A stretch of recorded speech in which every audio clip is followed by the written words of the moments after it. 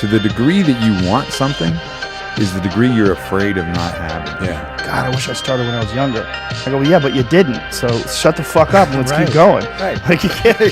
Nobody changes until they change their energy. And when you change your energy, you change your life. Because it's not till then that it's really real. Yeah. It's like, oh, this is way worse than I thought. It's like, oh yeah, it's way, way worse than you thought. Yeah. But luckily, there's more to you than you think.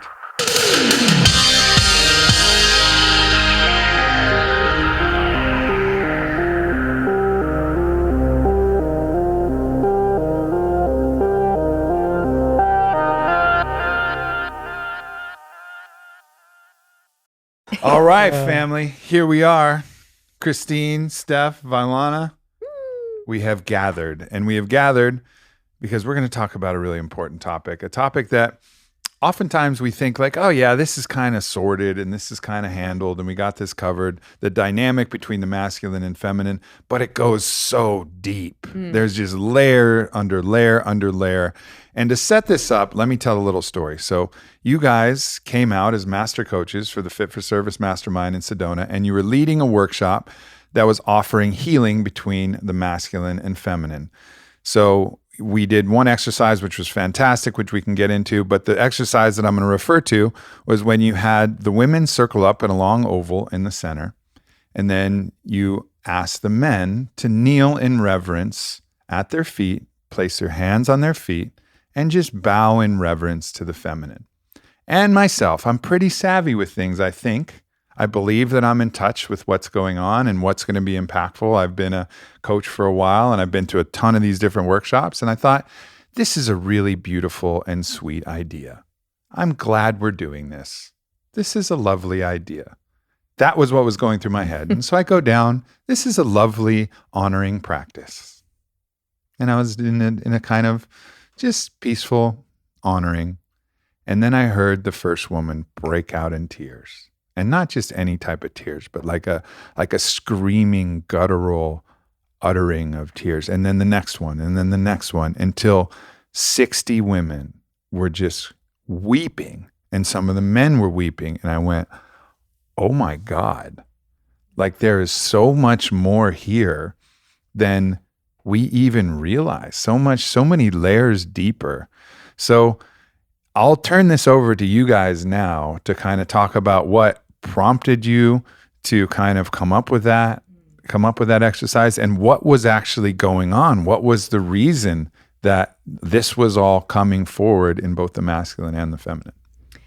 Well, I think a lot of things prompted it, including our own relationship and the healing that we've done with masculine and feminine energetics inside us and being committed to sacred union. And me as a woman experiencing more the feminine energetic and him as a man experiencing more the masculine energetic, and me doing a lot of work with all people, but especially women, and him doing a lot of men's work, we see how deep the wound runs with men and women, that masculine and feminine wound. The feminine has been very hurt by the masculine, and the masculine has been very hurt by the feminine. And yet at the same time, the masculine yearns for the love of the feminine, and the feminine yearns for the love of the masculine. And there's so much healing that can happen without words. And so for us, facilitating that process was about taking the words out and just allowing the energy, the simple energy of the masculine, really bowing to and revering the feminine to take over. Because sometimes when we get into the words and the processing and the talking, we can miss out on the energetics. And before we did that exercise, if you remember, we did another exercise where the men and women are on opposite sides of the room and they were stepping forward when they were relating to something like, have you been abused? Well just, have you been betrayed? I referenced that, you're referencing that. Might as well set it up and just explain that one too, because that was also a really powerful opening prior to the one that I mentioned. Yeah. And as a bonus, we actually recorded a process for all the listeners as like a free thing so they can take themselves through it. So we'll talk about that before we end. But so do you want to talk about the setup and beforehand? Yeah. So, and it's a really interesting question because for us, both of us, when we set these experiences up, I won't speak for Christine, but I personally am thinking, what do I need as a young person? What do I need as a young man that I didn't get? What were the role models that I needed? What were the experiences that I really had to have in order to make me feel more full and connected, not only to myself, to have a greater awareness of myself, to have deeper self-confidence, to not mask my shadows with false bravado. And that deep reverence, that honoring, my example of healthy masculinity didn't exist in my life. My grandfather, who I adored deeply, was very passive, and my father was very aggressive. And there were extremes there, and I was so confused as a kid. And revering the feminine was very difficult, or any representation of that. And so that bowing exercise was something that I needed because I objectified women as a young man. I saw them as tools almost. I didn't understand the deep connection there, and I lost myself in that space. And having met Christine, having done deeper work on myself prior to that, a whole new dynamic was open for me in terms of I get to respect this woman for who she is, her qualities, her beauty, her wonder, but all of her. Not just the convenient parts, like all of her. And in order for me to really appreciate all of her, which I unpack and uncover every day, I have to appreciate all of me. And so that bowing exercise for me was something I did by myself in terms of visualizations, was something that I've done in previous experiences in different ways, and it opened up my heart in such a way that the intimacy was there. There was no armor around my heart anymore. And I mean, I knew that if we stay there long enough without words, because in stillness and silence there's so much power, that something would crack open and reveal itself. Mm-hmm. And before that, so what we did is we had the men stand on one side and the women stand on the other side. And no matter what your sexual orientation is, if you're in a male body, your experience is different than if you're in a female body. And the point of that was we wanted men and women to just be looking at each other. And we would call out different things, different experiences, like I was saying, have you been betrayed? Have you ever cheated? Have you been cheated on? Have you been sexually abused? So on and so forth. That moment, that moment was also just devastating. Yes. Yeah. Because we go through all of these different categories like this. Have you been cheated on? Have you felt betrayed? Has, one of your parents yelled at you? And, there's a whole host of things. You're like, yep. And people move through, and some of them are emotional. Have you had experience with an alcoholic or whatever the things were that were kind of coming up? And there's myriad things it can do. But when you called, have you ever been sexually abused? And I watched. Yep. Men and women. And pretty much all of the women. And that was actually, for me, I'm already getting emotional. The rest of the process was so beautiful to just be able to see people and how alike we are in our challenge and suffering and pain, and stepping forward to that one and looking the person across from me in the eyes. There was something about what was being held in my body in relation to that I just broke out sobbing inconsolably. I mean, the rest of the time it was emotional and I could feel other people's experience, but we're not speaking. One of the things we didn't do was speak to anybody. We didn't try to hold them or save them or console them from anything. You're just present, looking at, for me, I'm a woman, so I'm looking at the masculine. For those who are stepping forward, I'm seeing them in the same experience that I've had. But that one in particular, to see so many and to feel how deep that runs, and to also just be seen in that pain. Yeah, was massively healing for me, and a huge energetic release, and just allowing myself to grieve it. Yeah, it really was in so many ways a shame exercise. Yeah. So, and I said this during the process, like the point of talking about an experience like sexual abuse wasn't to bring people back into the experience or back into their trauma. In fact, we purposely had people stepping forward across the line if that happened to them. Like, you're stepping forward into the light, into the love, into compassion, into union with others who've had that experience. And that's the way shame heals. Shame heals when we take something out of the shadows, we take something out of the secrets, we take something out of being buried deep in our past, and we bring it into the light, and we say, okay, like people can see me. People can see me with this, and I'm still loved, and I'm safe, and I'm not alone. Because a lot of us with our shame, we feel so isolated in it. Yeah, and it debilitates us. And that, for us, that exercise is it's relatability creates intimacy, and intimacy runs parallel with safety. And when we feel safe, we feel open, and we're ready to, move into the world in such a way that is more authentic to us, as opposed to moving in our shadows, which is hiding and essentially isolating again. Yeah. So true. Yeah, it was a beautiful setup for this. And I was one of the few who didn't step forward when they called sexual abuse of the men and the women. And I remember both witnessing everybody moving forward and just recognizing, like, I'm in the dramatic minority of humans, 160 conscious individuals, and I'm in the minority, and I'm looking around, and for me to recognize, like, how pervasive that is and how blessed I am that I wasn't stepping forward, and then to see so many of my brothers and sisters that I love, including, my partner that I love, everybody stepping to the center. It was like, holy shit. Yeah. Like, this is the world that we're in. And we think, we're all so busy blaming and projecting and, I can't believe they're acting like this. Do you know what they went through? Yeah, exactly. Do you know what's inside?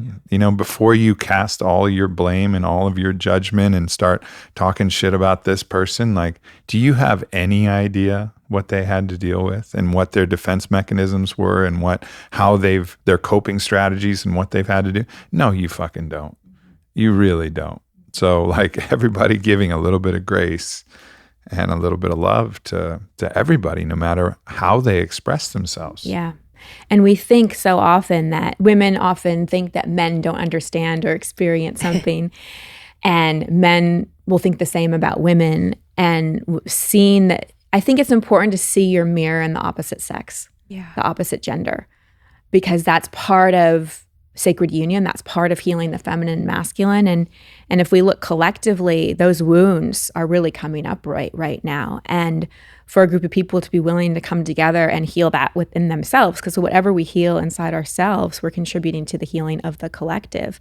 And even though the men were standing on one side and the women were on the other, I felt so much unity in that experience, and so much just family and compassion, and because we had the unique experience of facilitating, so we could see both sides. And it was incredible for me to see the men, to just see their hearts open and to see them just go into just this incredible compassion.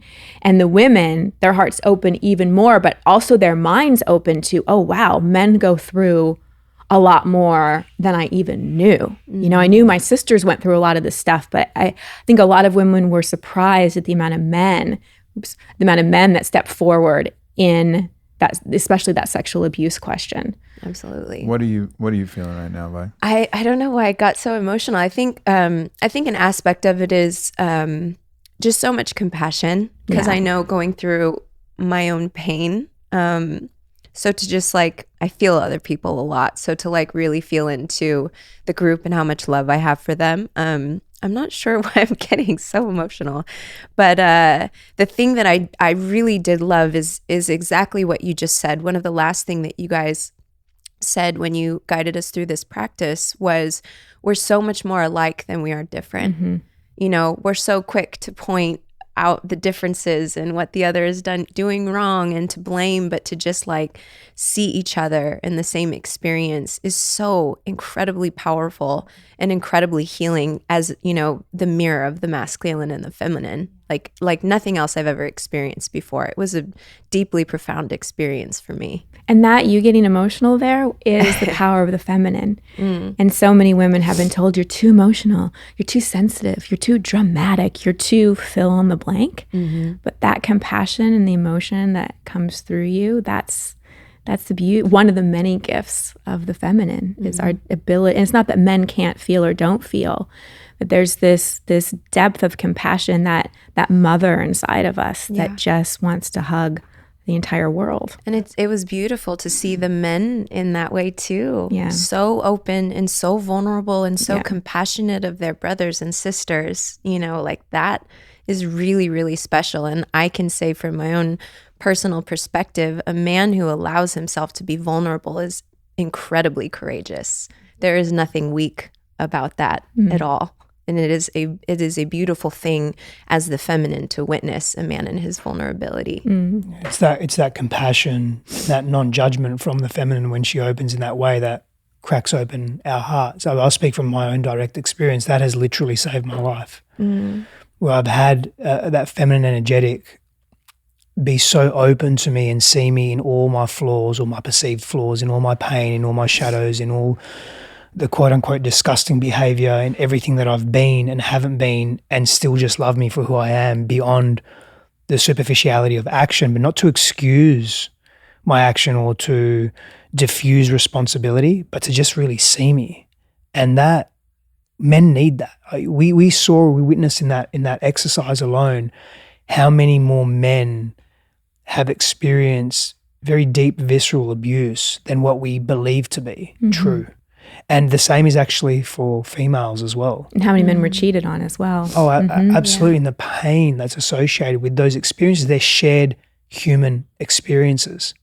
Yeah. And I think we also, one of the things we talked about was the king and queen archetype. And we, while they're similar in some ways, they're also different in some ways. And I think noticing too that in partnership with the masculine and feminine in union together, as if you're in your king archetype, sometimes you don't have the time or the space for emotions because it's about action. It's about keeping calm and cool and acting logically. And if you're emotional, it can actually throw off your decisions in a variety of different ways. As Joe Rogan has said, which is absolutely true, emotions are not a warrior's friend. They're not a king's friend. When you're emotional, you don't act in the most clearly and logical way.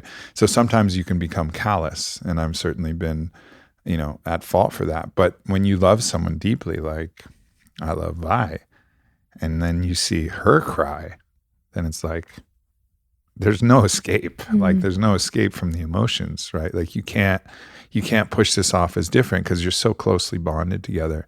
And I think that's a sacred aspect of it, that if you are callous and either your feminine energy or the feminine energy of your partner, we have both inside of us. It doesn't matter man or woman, but whoever's in the feminine that you love, that person, like them accessing those feelings is like a wake-up call. Because I remember when we watched, Operation Toussaint about, the child slavery and sex trafficking, like I'm sure that would have deeply moved me on its own. But the fact that I was seeing my partner, like just really feeling the depths of compassion for those kids, it was like, it allowed me, it like gave me the doorway for me to feel it too, in a really powerful way. So I think that's just one of the aspects of union that are really valuable, that the feminine has the freedom to completely feel everything, and then that can help the masculine aspect like see and feel and see through that lens. And then also the masculine can then step out of that and say, I feel that and I see that, but now it's time for action. What are we going to do? In that case with Tim Ballard is, all right, I'm getting on the phone with Tim Ballard. We're going to make sure he comes out here. We're going to do a podcast. I'm going to gather the resources. I'm going to donate to his cause, and we're going to make this happen. But it was the perfect synergy of, she's supporting me and feeling the feeling, and then the masculine going like, all right, now I dry my tears. Now I get on my phone. That inspires you to take action. Exactly. And then there was nothing that was going to stop me from doing that. And before the feminine can open up to that emotion that calls the masculine forward, she needs to feel safe, which is why in the exercise, we had the men bow to the feminine and do their process. So we made our way back to the exercise, a long emotional journey that takes us back to the beginning of where we were starting here. This doesn't have to be linear at all. I am the feminine, so. But it's that safety that's so important. I know for me, I'm assuming it's the same for you. For me to really open up emotionally, sexually, I have to feel safe. I have to feel like there's a safe container. Like this is a man who respects me and reveres me and can hold, and that's why we had the men hold that bowing position for so long. It's like no matter how uncomfortable my back is, no matter how much my knees hurt, I'm not going anywhere. And no matter how much you cry or whatever, like I'm still here. And that for me, not to say that we can't open up and be emotional without that, but especially in relationship and sacred union, that kind of safety gives us this incredible permission and freedom to be like, oh, I can feel everything. Because I know for me, I had to shut a lot of that down because it was just too overwhelming. Like my empathy and compassion and sensitivity runs deep. And I all went into my masculine almost as a protective strategy because it was just too much to feel. Same. But in our relationship, since Steph holds such a healthy masculine for me, it gives me that safety to be like, okay, I can feel everything because I'm not going to fall apart. Like there's a sturdiness there and a steadiness there that can hold me in that and can also help me with his masculine energy go, okay, what are we going to do about it? And that's that beauty of that sacred union is how the feminine and masculine energies work together to create a whole different level of being and relating and acting. Some may perceive that as a fragility in the feminine or an overpowering energy in the masculine. It's not the case in any capacity, because that ability to feel full is presence. It's living in the moment. It's not distracting from the pain of the past or the projections into the future. And that ability to feel fullness inspires me so deeply to come and ground into the space that I'm in here and now, and not get off into this, I need to feel expansive freedom. And there's an excessiveness in that, right? And it grounds me. And so I think that the power that we get to play with each other in sacred union and within ourselves, right? Because I think the outside reflection of each other in our communities and in the people that we love and care for can also be a mirror for what's happening inside, and vice versa. But there's something more tangible about the outside self. Like the inside self, it's almost abstract. It's like, what does this thought mean? And what is that thought? And this part of me and that part of me, I don't get it. But when I see Christine behaving and being in a particular way, it's more solid for me. It's more concrete for me. And I can use that as a reflection for what's happening within myself and strike a greater balance and harmony. So in that, in getting back into that, the physical act, and I know people who might be like, well, that's a little bit much, but it's not, because we both should be bowing in reverence to each other, right? And I think one of the things why people might have resistance is everybody's been trying to claim some kind of hierarchy or some kind of superiority, and for all of the good that the feminist movement has done, it's also had the dark side of it, which is that women are good, men are bad. And so that actually prevents men from wanting to do something like this, which is about this, because if we're told we're bad all the time, we're like, well, fuck you too. Because I'm not bad. I've done bad things, so have the feminine. Like, we've all done bad things. And so it feels unfair, and then it actually creates the distance. It actually creates the antithesis, the opposite of what the movement is really looking for, which is reverence. So if you're listening and you have some of that, just track where that resistance comes from. And then recognize that this is a practice that we should all engage in some way or another. This was the very literal form of the practice, but in some way, literally or figuratively, we should bow before each other physically or energetically. And I think that's a really important aspect. Even Don Miguel Ruiz in Mastery of Love, he talks about creating a puja, which is like a worshiping ritual. And he talks about creating it for self or for other, where you actually go every day, just as you would to your gods in the Hindu tradition, which is where the word comes from. Like, you would go, pay your reverence to Shiva every day, or pay your reverence to Ganesha every day, or pay your reverence to, whoever. Doing that for each other can be, like, I think, a really healthy part of the process. But for someone who's never experienced that, which is where we were at, like, not only in the physical, but also in the energetic, not ever really getting bowed to, I think that's what facilitated it. It was that watershed moment of wow, like, this is really happening. And then you flipped it also, which I definitely want to get into, where you flipped it, where the women were holding the men's hearts. And so talk about, obviously riff off anything that I mentioned in that little part, but then also talk about how then you had us stand up, and then how you actually turned it so that it was really comprehensive and accessed kind of both sides of reverence. Well, I love what you said about finding that time to just have reverence and respect your partner or just anyone, honestly, because, and people listening know this, anything that triggers you in another is an unresolved issue in yourself. Either it's a part of you that you haven't looked at, or it's reminding you of someone that has hurt you. Those are the only two things it usually is. And in partnership, or just with men and women, there's so much we hold on to. If you're a woman whose father was abusive or abandoned you or cheated on your mother your whole life, unless you've worked through it, you're gonna have some judgments and anger at the masculine. And so it's important to look at that and eventually get to the point where you can not hold this massive judgment against the masculine that continues to create separation. And same thing with men. If you had a mother or women that have hurt you and lied to you and teased you or whatever it is, you're gonna have some anger at women. And if we can let that be okay, get that anger out, and however we, in a safe, therapeutic way, and then get to a point where we can just bow to each other metaphorically and sometimes physically, it opens up so much freedom inside of us. I know for me, because the shadow of the feminist movement is definitely a thing. Like I'm very much, I'm pro-human, I just want all humans to experience unity and consciousness and all of these things. But for a movement to get started at that current level of consciousness, it needed anger as fuel. That was the only way it was going to happen, because the consciousness wasn't at a state where it's like, we can do this with love. No problem. We can do this with love and forgiveness. Women had thousands and thousands of years of anger, rightfully so, against the masculine. So it needed that anger to get it going.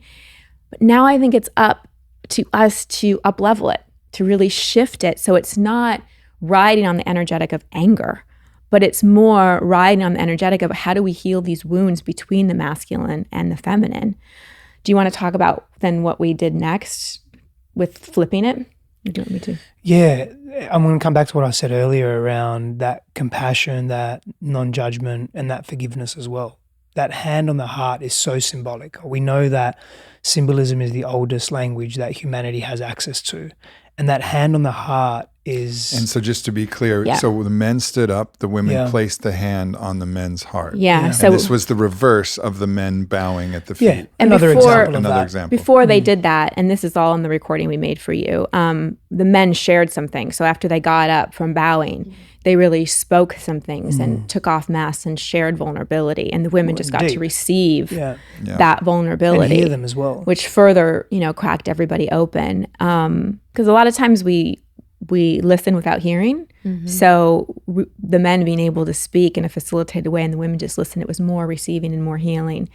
And then after that, the men were quiet, and we flipped it to the women, and we had the woman in reverence put her hand on the man's heart. Yeah, and express in reverence as well. I mean, there were very few words spoken. That was the whole point. It was really being in each other's presence without obstruction, without the busyness of life, without what's the next thing to do, without actually just feeling safe in a container where everyone could access openness and be in their own space without judgment of themselves either, and hear people crying and wallowing in pain and expressing that pain and releasing it, and that being okay, that not being a bad thing, that not being the end of the world.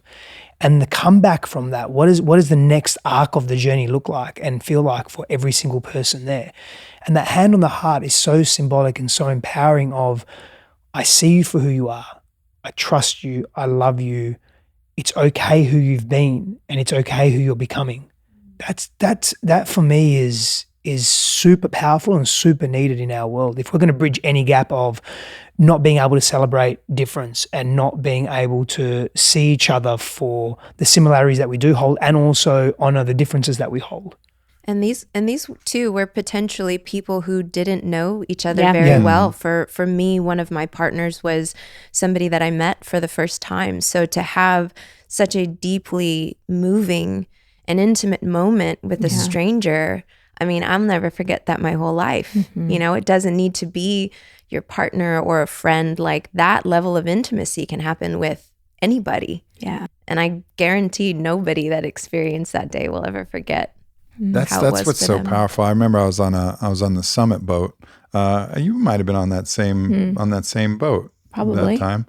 And there was a poet named Aja Monet, and she led people through an eye-gazing exercise where it was not just eye-gazing, but it was looking at the face and seeing the way that the wrinkles and the lines of the face and the shape of their experience and where they'd smiled and how many times they'd frowned. And like we went through this 15-minute guided meditation looking at each other from the eyes to all aspects of the face, the nose and the smells they've breathed, the food they've tasted, the way that everything has happened. And I remember that was at the start of the boat, but for the whole rest of the time, whenever I crossed that person, we gave each other like the biggest hug. Total stranger. Yeah. Didn't stay in touch after that, but it was like, oh, this person I know. Like I know their soul. Like we got to do that. And it's so quick to be able to form that. And then once you realize that you can do that with a total stranger, then you realize that you can do that with anybody. You know, and with Fit for Service, they weren't total strangers. I mean, we've been communicating, but they were people that we didn't know that well. And those members that I went through that process with, like we'll always, for the rest of our life, have that connection. Yeah.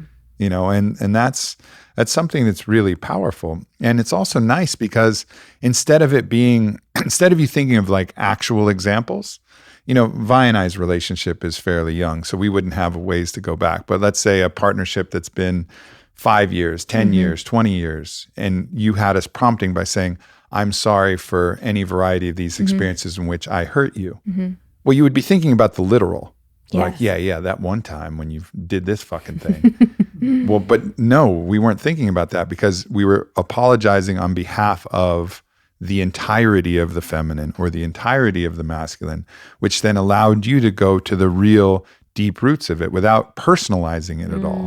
And I think that was also like really important and a brilliant thing. It's one of the reasons why I think having people separated was really key. And I actually got feedback that, you know, at some point somebody moved to be with their partner and it really disrupted the experience. You know, they just kind of like bounced because it was so powerful. They wanted to be with them, but it ultimately was disruptive because it's not the way it was supposed to be. Right. You know, it was supposed to learn to be held by the whole group and by like the random. Because man, I was going back when you know, and it was Britt actually who had her hand on my heart, which is great. She's one of our sisters in the tribe, and she was apologizing on behalf of the feminine. I was thinking of, you know, girlfriends all the way back to when I was 12, or people who I was in love with when I was 12. You know. There was, I mean, I could name them actually because the imprint is so strong, you know, but like, Cute poet. but like all of those rejections, you know, and I think for men, I think a lot of what we hold, and then I would love to open it up, you know, to you, Steph, to talk about it, see if you have any kind of affinity for what I'm saying and resonance with what I'm saying. There was a time when we were young, and maybe this is just me, but I think it's probably more universal, where we were really liked somebody. And we were just hard on our sleeve, like, I really like you. Like, I like you so much. And for me, that meant I was writing them poetry, and I was like, I wanted to give them gifts, or I would pick them flowers. I was like a little romantic at heart, right? And every single, until I was 21, I would do that with everybody. And I would get rejected every time. And then somebody else who I wasn't that interested in, who would like talk to me like, hey, what's up? Blah, blah, blah. They'd be like, oh, wow, I like this guy. And so I was always with the person that I wasn't fully that interested in, because the one who I would really try, and there was so much wounding in that. And then I would see them with somebody else who didn't even really like them, treating them badly, breaking up with them, cheating on them. And I'd be like, but I love you though. And I'm pretty great, I thought, at least. I don't know. What's the deal? So the wounding of that experience of like when we really show up and say, I love you so much, and the people are like, ew, gross. Yeah. You know, and then that's a difficult thing for the masculine. I'm sure that happens on the feminine perspective, but we'll go through. So I'll turn that over to you, Steph, and see if like, was that a part of your experience as a man? Sure. Oh, 100%. I remember with my grandmother, I would tell her, I like this girl at school. I was maybe like 10, 11, 12 years old, and she'd give me what's called a Kit Kat. You have Kit Kats here? Yeah. Give me a Kit Kat, and I'd put $2 in the Kit Kat, and I'd wrap it up in cellophane. You put money in it? I'd put $2 in I was fucking... What was the thought behind the money? I don't know. It was a gift, 10, 11 years old. And I'm going to tell you why. It's a great question. Buy milk. Okay, it's a great question. I'm going to tell you why, because for me, it was a form of buying love. And what really I really wanted when I look back at that and reflect was my father's love. I wanted my father's approval. I wanted his adoration. And the constant state, and that particular girl, name was Katie. It was great. I had like 7 Katies. Yeah, well, Katie. Dang Very it. 4 American name. Ashleys, 7 Katies. You know, like A few Stephanies, maybe. yeah, a few Stephanies, couple Tiffany's. Sarahs. But you know, she rejected me, and she only wanted to be friends, and it broke my heart. And you know, Did she were- take the Kit Kat and the Oh money? yeah, fucking oath she took the Oh, Kit Kat. man. Of course she would. And so it was, you know, we recreate, and we speak about this a lot. We recreate the circumstances in our lives that give us an opportunity to heal those wounds. And we're so much more attentive and smarter and intelligent than we think we are when we're children. And really, I would set myself up with people that I really wanted to be with, or I was attracted to. I was attracted to something within them, only to guarantee my rejection and humiliation, because that's what I experienced with that, not having the approval and the adoration of my father, you know, and unconsciously there was a tethering tied to that I wanted that approval. And so where could I seek that? And of course, being a young kid and growing up and the beginning stages of hormones as well, early, you know, 10, 11, 12, early, but still there, maybe not even that early. And feeling that in my body, it's, where can I delve into intimacy really deeply? And then maybe experience that, not rejection, not abandonment, and actually have someone see me for who I was. Now, at the time, I didn't understand that. I didn't feel that. But that pain, and rejection's a human thing. Abandonment's a human thing. Humiliation's a human thing. But men, particularly, because we place so much of our value and worth in our utility. Like, what can we do for others? And if we're not doing the right thing and we are rejected and abandoned and humiliated, it is the worst. So we try to overcompensate in every fucking way we can. And that's been, for me, that's been my story in so many ways, whether it's make more money, achieve more status, be with more beautiful women, be a great athlete, whatever it was, whatever could get me attention. And in the back of my mind, I was having this conversation today with a friend. In the back of my mind, I was thinking, I would actually say, and it would be conscious when I was particularly older in my late teens and 20s, I've got to tell my dad about this. Maybe he'll really like this. And I didn't make that connection back then of what was really happening, but I was doing all of this for him. And it didn't look like it, but it was. And that, now the father wound and the mother wound, they're not formal psychological terms, but they are reflective of some personality traits and behavioral traits that play out in our lives, particularly in intimate relationships, how we give and receive love. And I gave love to always get something back and to feel whole and full, but it was never, ever enough, ever. Yeah, and I think one of the other wounding and challenging things is, for me, I had to adopt one of 2 premises. One, there was a just world. And in the just world, this person that I loved would love me at least more than these other people that were treating him like shit, right? Like, I would witness what they were doing and witness what I could offer, and it did not make any sense to me. So then if it's a just world, then it's a problem with me. So it was something that was bad with me. Well, I guess I'm not good looking enough. I guess I'm not cool enough. I guess I need to do more or something, or Shame cycle. I don't know what, it's got to be wrong with me. Or you adopt another really traumatic and damaging thing, which is the world is just fucked. It's not me, but this situation is fucked. And what women are choosing is fucked. And so there's anger projected out externally at the world or at the feminine. So there was really only, and there is the third Which path. is both. Yeah. There's the third path. But like, for me, I was constantly toggling between those two. It was like, oh yeah, it's me, you know. Even look, I mean, this pattern continued up even to the start of my relationship with Vylana, you know, where I had expressed my love and she wasn't interested. And I would toggle between, well, you know what? The world's just fucked. And also, well, maybe my skin color's just a little too medium. Maybe I need to be a lot whiter or a lot darker. And if caramel's just not her flavor, and I guess I'm just unattractive to her, or I don't know. And I would just sit down and be like, I don't know. But it was still like in that thing where I couldn't escape. I couldn't actually see the truth, because I think the pain bodies were so present, and the pain of the I just steered myself all too often into one of those categories, which was internally traumatized. Yep. I think the same thing has happened for me with guys. The ones I like didn't like me back.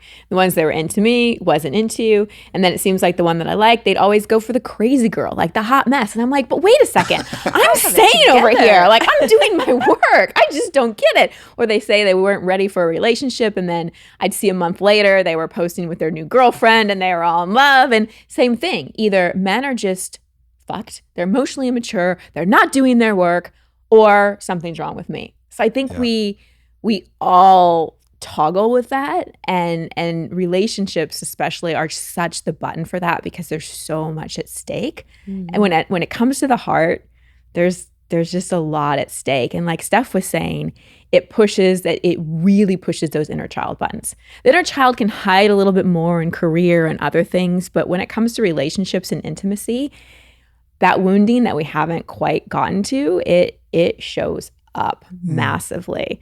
And so I know for me, like getting out of that cycle was, number one, working with my anger at the masculine, whatever that was. But really what was being reflected back to me was my own self-worth issues. Like my own not really being solid in my feminine. So and you've known me for a while, I'm sure you've seen, maybe you've seen the change, but I think when you first met me, let me ask you, when you first met me, would you say I was more masculine than I am now? 100%. Yeah. Like no hesitation. Easily. I mean, you still say that too. Yeah, you still had the access to your feminine nurturing qualities. Yeah. I mean, I would watch you with me and other people, and you could drop into a deeply like nurturing motherly aspect, but there was also that very like, I've got to handle this shit and do this shit and like take care of this thing. And that was for someone who, you know, wasn't particularly like, that could be very off-putting, to certain people who weren't extraordinarily confident in their own masculine, because your masculine was healthy and intimidating because you were getting shit done. I just wasn't really balancing it out with the feminine because I believed, and I think a lot of women do, we talk about this, like it's hard for women to drop into our feminine because we think we're going to give up our power, and it's hard for men to drop into their healthy masculine because they think they're going to give up their freedom. And I was scared that if I dialed back on the masculine energy and let the feminine energy lead more, and I didn't even know what that meant, would I still be successful? Would I still be able to manage things? It felt like a demotion. Like people would tell me, especially dating coaches, they love telling me, you're too much in your masculine energy. You're going to need a beta man, or you're going to have to, be less masculine. And I heard it as, I have to demote myself. I have to let go of this part of me that's purposeful and passionate and successful and loves what I do and gets shit done, because I didn't understand the power of the feminine. I didn't understand because I hadn't yet embodied it. And it's still a dance for me. And he's helped a lot because he told me early on in the relationship, there's only going to be one man in the relationship. And I was like, well, I guess that's probably going to be you. I got in a few things I didn't quite say in integrity. But yeah. I didn't mean it to come out that way, but it did. we were pretty sloppy. We went pretty head to head. Yeah, we were pretty sloppy. Yeah. But I was terrified. He was terrified to lose his freedom, and I was terrified to lose my power. And what I realized about feminine... Sorry, but as a result, right? Yeah. You went deeper into that unhealthy masculine. I went deeper into unhealthy feminine. He got super emotional, and I was like, who is this guy? Send him I went therapy. back to early childhood stuff. Yeah. Right? And I went into, don't make me cuddle in the morning. I can do whatever I want. I have a day to get to. Like, that was literally a fight about cuddling. I was like, fuck you. I'm not cuddling. I have to do this and this and this. And now? Now I get mad if you get out of bed without cuddling. Yeah, you're still a bed boss, though. I am. But my point is, and I'm curious how it's been for you, Vi, that really, because the feminine has been so misunderstood lately. We've lost touch with the true power of the feminine. But when I really started to study what the feminine is, and like we give birth, not just to babies, but to so many things, like the power of the universe resides within us. And this isn't a better than or less than thing. It's just really appreciating the differences. And I have learned that feminine energy has made me more powerful from an empowered place. Mm-hmm. I get more done without being depleted.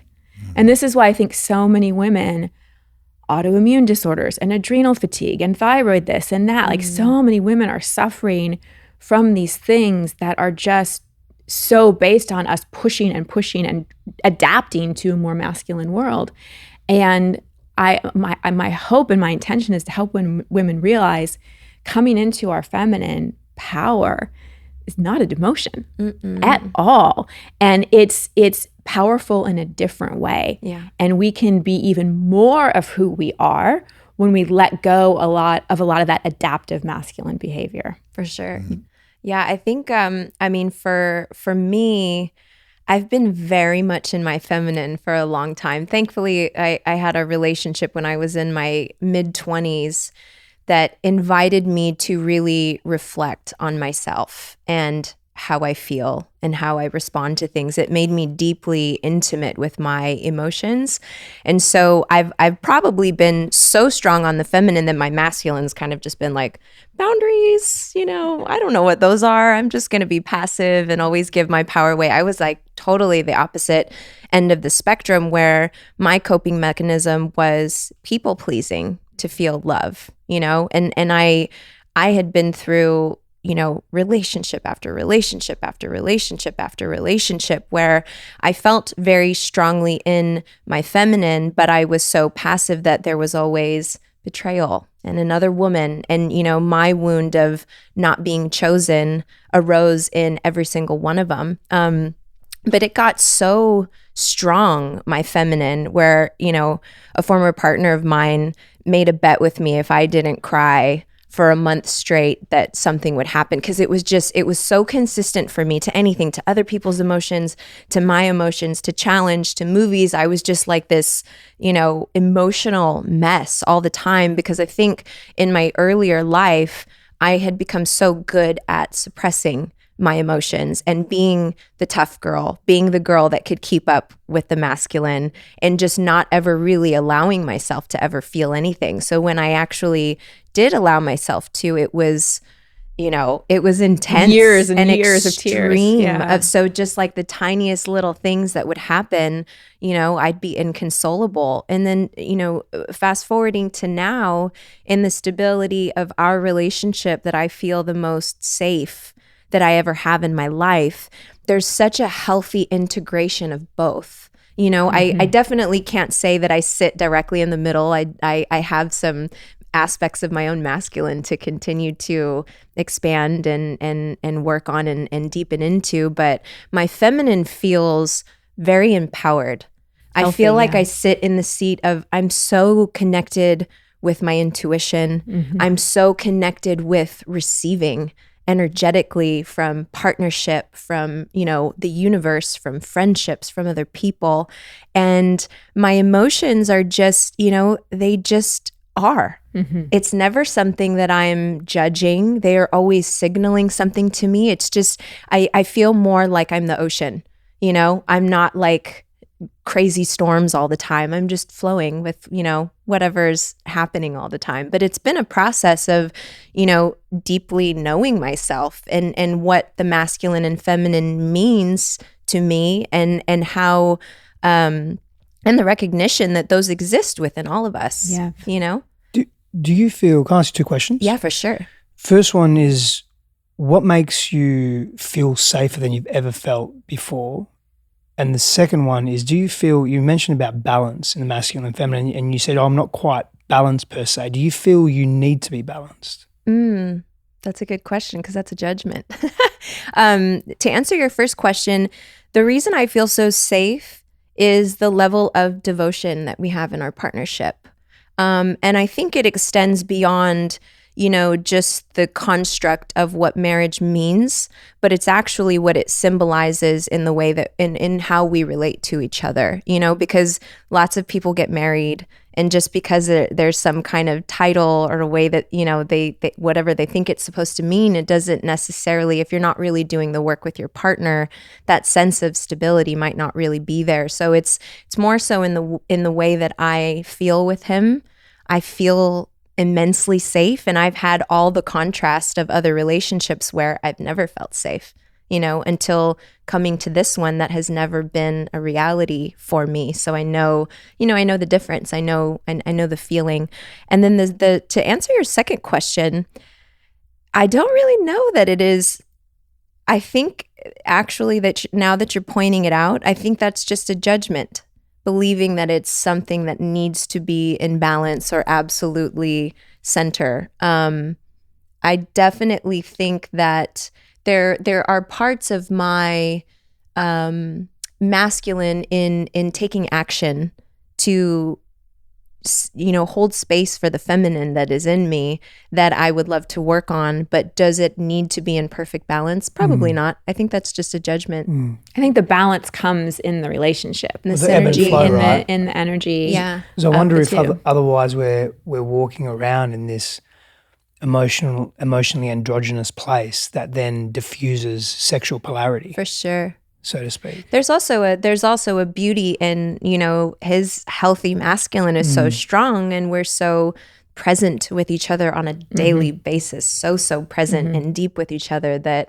that energy is definitely feels like it's if you think of us as a union and a unit, like that is very much an aspect of me, and he's incredibly wonderful at supporting me in taking more action. I think talking about polarity, and I think this is in union, I think this is a cool topic to get into, and a couple things, just my own experiences and relationships, and ultimately where I think we can guide the conversation is now some practical tips for union, practical tips for self-healing, and examples from relationships on how that can work.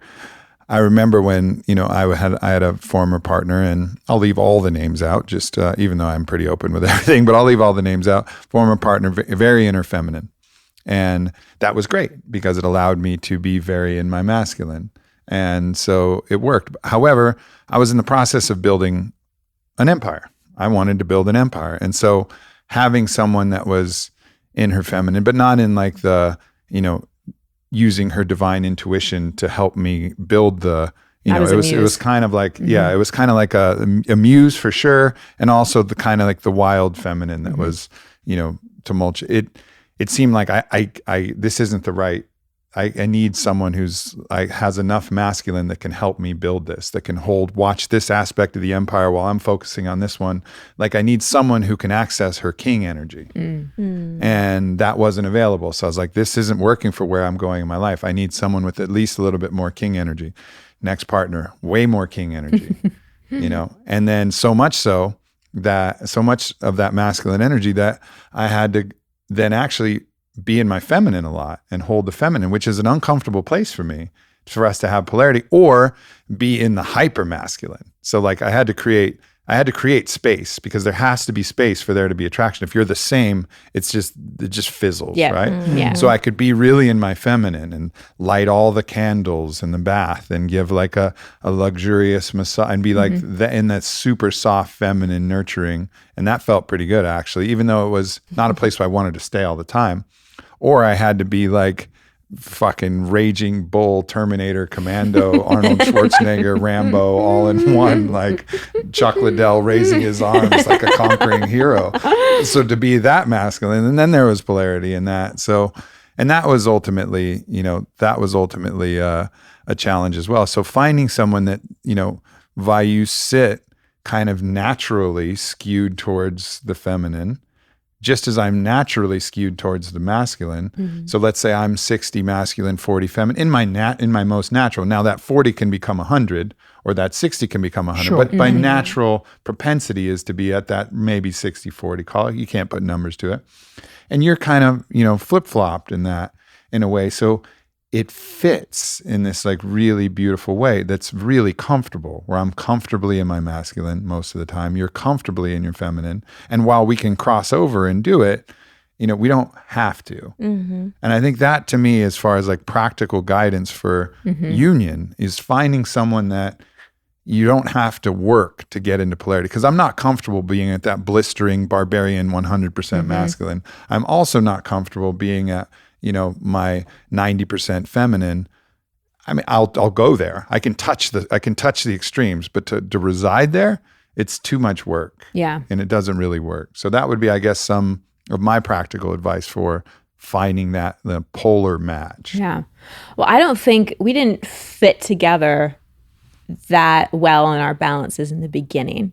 No. Yeah. No, there was something, we spoke about this earlier, there was something greater at play for us because we didn't fit very well in those balances, because I had to do what you were doing. I either had to be in my hyper feminine or my hyper masculine. And I've got range, and I pride myself on range. It's something I'm very deliberate about, but I don't always want to be there. I want to be where I'm natural. And Christine would want to be where she's natural, because that's homeostasis. That's what every living organism strives for. But we weren't, but there was something greater. There was a greater force. I think this is part of what represents sacred union, right? Yeah. This greater force at play that's unknown. It's fucking mysterious. I don't know what it was. I don't know what it is. Something just pulled us together. I mean, for us to meet on opposite sides of the world, for us to have to legally get married after 2 months of knowing each other. And so we were legally married before the shit really hit the fan. And then it was like, well, there's no We literally had the out. conversation. We literally said, if we weren't married, I'd be back in Australia right now. Like, this is not happening. Yeah, because we were really bumping. I think we were both hanging on to old ways of being. And I, especially for being single for so long, I was scared to let go of that mask, because I had used my masculine energy to protect myself. Like, it had been my guardian in so many ways. And so I think I was scared to give that up. And it was also navigating, you know, creating polarity where he came into my world. He didn't know anyone. He didn't have friends here. He was building his business, and I was in a much different place. So navigating all of that was, you know, it was difficult. And so practically some tools, like we got outside support, because I think we came into the relationship a little personal growth arrogant. Spiritually like arrogant. a little spiritually arrogant. Like, we've done so much work. This is going to be easy. And then it was like, it's not fucking easy. So that outside support I still think that sometimes. was hey.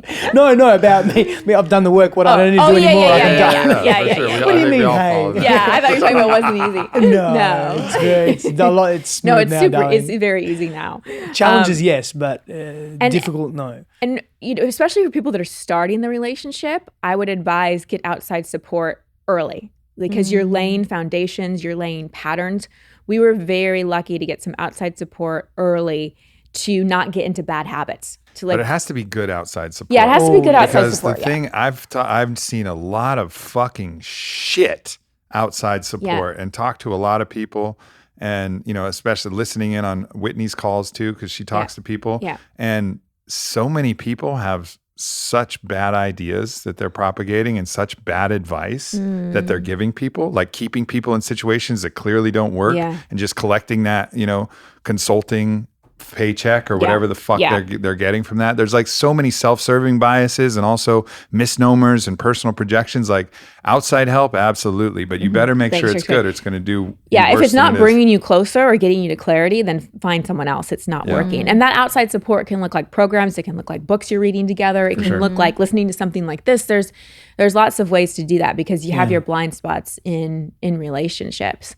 And then for us, you know, we do certain things like in arguments, like when we know we're in a loop with something, and this helps keep the polarity, because basically our old pattern was we get into arguments, I'd either collapse into my wounded feminine or go into my overbearing masculine, and he'd do usually. I'd get pretty ethnic, in other words. So I just shout and scream and get very Greek Italian and loud and aggressive. And and I'm like raised in a German Catholic home. We just hold all our feelings inside. So Same.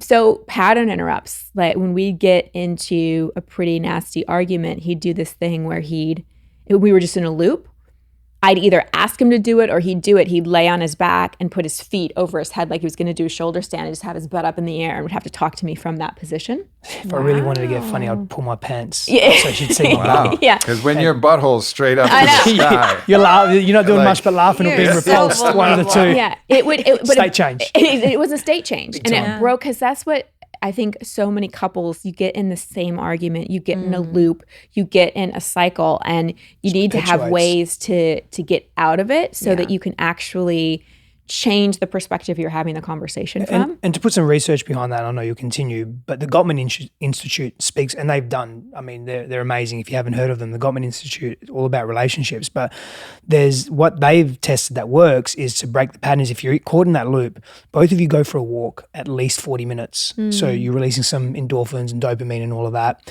On that walk, either be blank, just pay attention to where you are. Don't think about the argument or what you're going to say or how you're going to do it. Listen to an audio book that's completely irrelevant. Come back and read a book or a magazine, something really light, nothing intense, no personal development or anything like that. Wait at least 60, 70, 80 minutes and then come back together. And that has proven to work really well in reconciliation and coming from a different place. But if you have any abandonment triggers, you have to have agreements that Yes. like, I'm leaving for a walk for an hour and I will be back, because anyone with that abandonment button is going to be triggered, which brings me to the next thing I wanted to bring up. Or the former thing, which Yeah. is take your pants off and put your Oh butthole my to the sky. Right. Because He then you're usually right kept there his with pants them. on. If they He got big usually kept his abandonment pants issues. It's all there. Usually the pants stayed on. That Every can, now and then, depends how bad it got. that can be a huge source of conflict that I experienced in a prior relationship. Like talking about attachment styles, Yeah. I definitely have.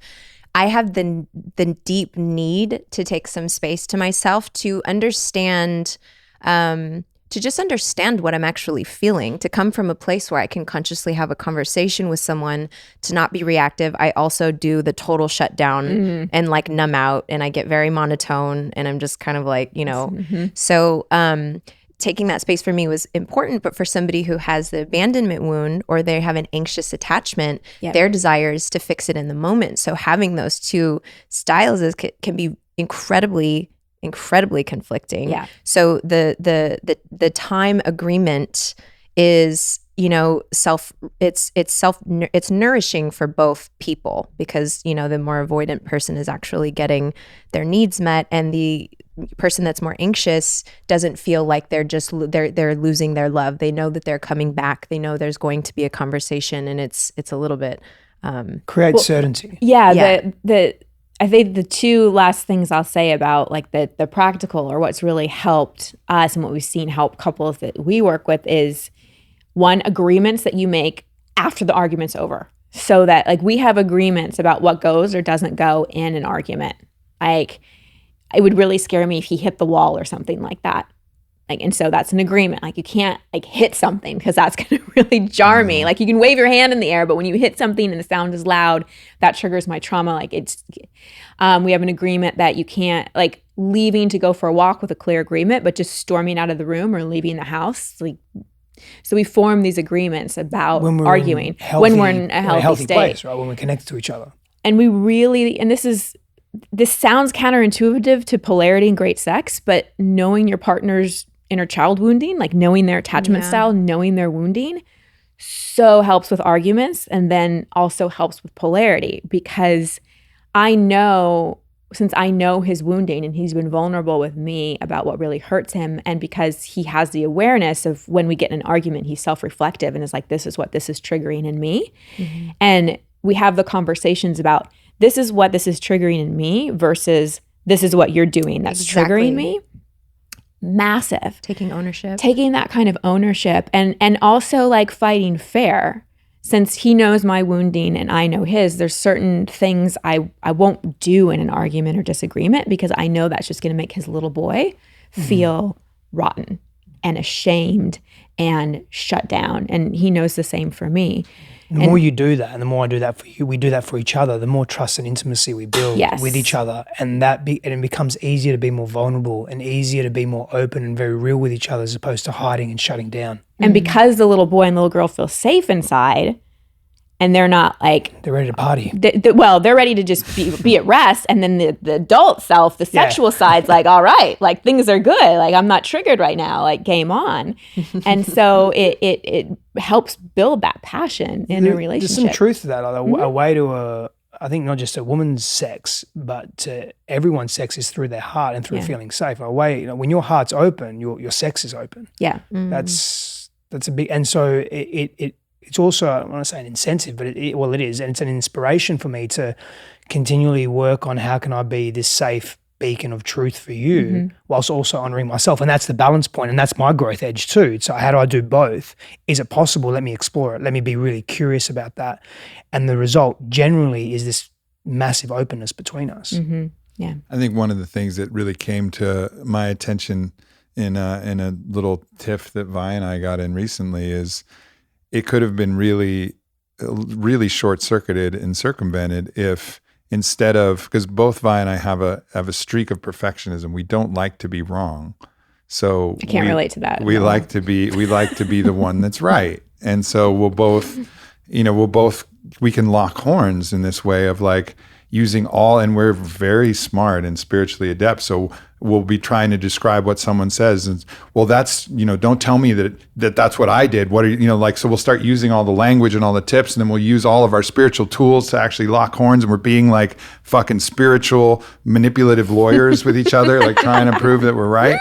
But like ultimately the resolution is like, what do you need right now? Yeah. What do you need right now? And it would have been like, oh, okay, well, I need to be heard, or I need, I feel like I need an apology, and maybe need's not the right word, but what do you want right now? Like, what is it that you're asking for with your emotions?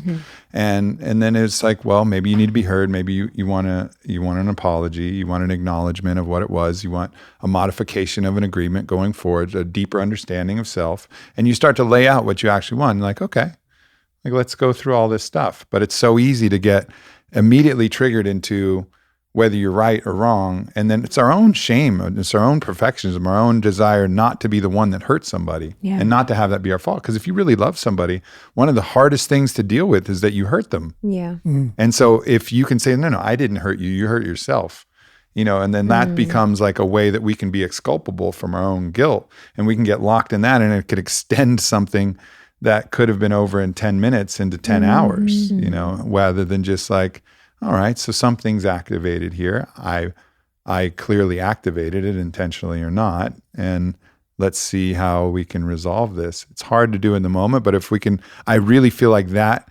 moment, because we blew this trivial thing up, which could have been 10 minutes into literally 10 hours, and she did take a nice long walk. It was like a 6-hour walk. I spent time out on the land. Yeah. So, but that, and it ultimately didn't really even resolve until we were back, until we could actually talk through it. But I think that was the final conclusion. Like, how could we have actually circumvented that? And it would just been that understanding of what the person who is initially triggered, like what they need, what are they really looking for in this situation? There's a surrendering to that. Right? And surrendering isn't resignation. Surrendering is, I'm going to be open to a different reality as opposed to what I'm attached to and what I think needs to happen in order to feel better, because I'm trying to mask my wounds or my shadows or my pain, my own pains. And, in those moments of vulnerability, we don't want to be wrong. We don't want to show our pain. We don't want to wear our heart on our sleeve, because there's a risk of further rejection. That person's already amped up in front of us. They're already angry. They're already upset. And once all the dust settles, and you said this a moment ago, ultimately we just want to be seen, accepted, respected, appreciated, heard, understood. That we really just want that. And we can give that to each other. I know that you're amazing at this, and I'll really give you this. You do this so well. You forgive and release. You feel, forgive and release so quickly, and you just what's the word? You just fall into this, you allow yourself to fall into this space that says, yep, I thank you for that. That's all I needed. I'm good to go. I'm done. But that's because you own. Yeah. Sure. There's a dance there. There's a dance. Yeah. Absolutely. Yeah. Of course. Yeah. It's John Gottman, who is one of our teachers on relationship and marriage, and studies relationships and can tell within the first 10 minutes of meeting a couple, if they're going to last or not. He talks about It's a lot of pressure. I know. I'd be so nervous. I'd blow it. I was like, we're doomed. But he Those says, masks would be on. you don't measure the success of a relationship or its longevity or its health on how often a couple argues. You measure it more on how quickly they can repair. Not forget about it and brush it under the rug, but repair the argument, learn from it, make agreements, get to that place of owning and forgiveness. And that was such a relief to me when I heard it, because I think I had in my head that, you're not supposed to fight. I knew that that is normal, but especially in a conscious relationship, you should not be fighting a lot. And we'd have these knockdown, drag out fights, and I'd be like, oh. But what I've seen is, and especially the longer we've been together, one, we don't have a lot of the same arguments, and two, we repair so much quicker. And so I think that's an important thing for all of us to keep in mind. Like, don't be afraid of the arguments, because they're going to come, and it's how you grow. You don't just evolve a relationship through great sex and all intimate conversations and gazing into each other's eyes. You heal and grow in a relationship through the arguments, because that's when the stuff's bumping up against each other. And how That's you deal when with you- those. Yeah. That's when you have the ability to choose something different. Yeah. Yep. And to show your own evolution. There's looking back at past relationships, that was absolutely the thing. And just as Steph honored Christine, I want to honor you as well. One of the beautiful things is when you can get back to a zero state where there's no harboring resentment, and there's not going to be something that's brought up from the past. Like, remember that time in Tahoe when and all of these things just keep getting resurfaced because it's not ever actually worked through. And you get back to like a full zero state where you're not harboring so much stuff from the past emotionally, and you feel it. And I think that's it's so nice to know that that's ultimately where we're going to arrive, because it sets my nervous system at ease in such a great way. And I remember, with past paramours, I had one that was particularly tempestuous and would throw up this massive fit, and just massive, like chaotic fit. But quickly, as the storm would come, the storm would pass, and there would be no residuals. Like it would be like, and the tears come, and then now it's over. And in a lot of ways, that was like way healthier than the mild bickering, passive aggressive. We never really quite resolved this. And I'm like, you sure you're okay? Yeah, little I'm fine. digs here and there. Yeah, I'm fine. Yeah, no, it's good. We're good. Like, but I don't really know that we are. And so it was way less dramatic and way less tempestuous, but like we would never get back to zero. And so slowly over time, shit would stack. Builds. And there would just be this giant stack, and they would say, let me go to Article B from from 2016, and I see here that I'm still holding this grievance. What do you have to say about this? I love that it has a British accent to it too.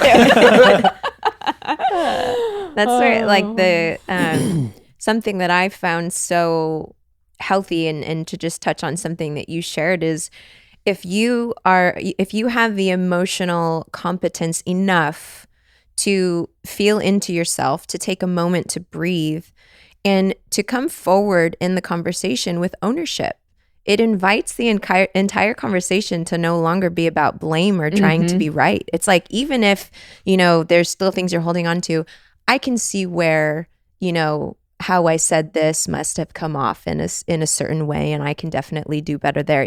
As soon as one person starts taking ownership, the entire energy of the conversation shifts. Sometimes that's really difficult to do. Sometimes the energy is a little bit too heightened, and some sort of pattern interrupt, like taking your pants off and doing yoga poses or, whatever it might be. Maybe that's necessary, but, to be a self-resourced. I think it's advised. Yeah. Actually. You're going to start a trend. Try it until it doesn't work.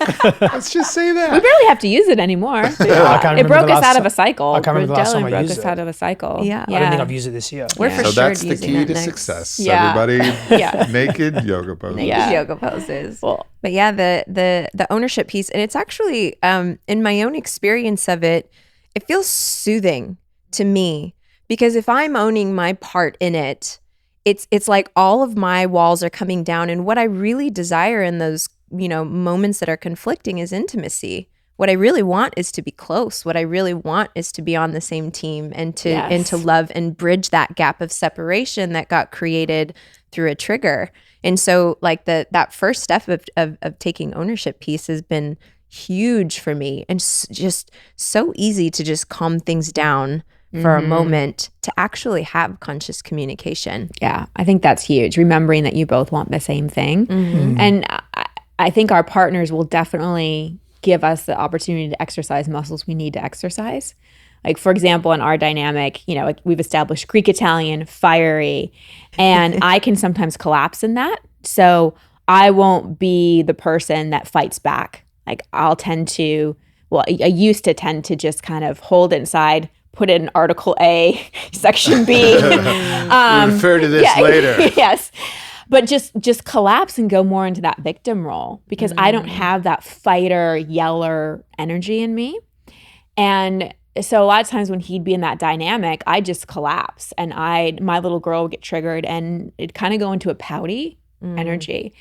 And what I've learned is like him having that in him gives me an opportunity to exercise my empowerment and really speaking my truth. And so now if that happens, and it's happening more rarely because I'm, doing my end, when he does that, I'm like, this isn't what we do.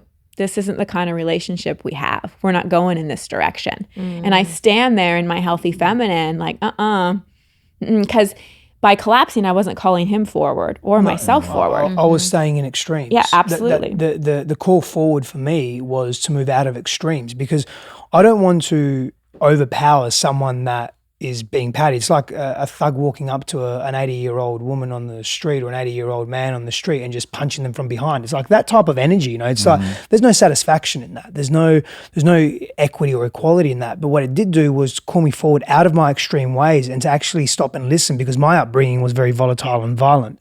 And that was my conditioning. It's either extreme, or it's either really hold back, be passive, be meek, hide from the world, or be super fucking aggressive and fight really hard and make yourself really big.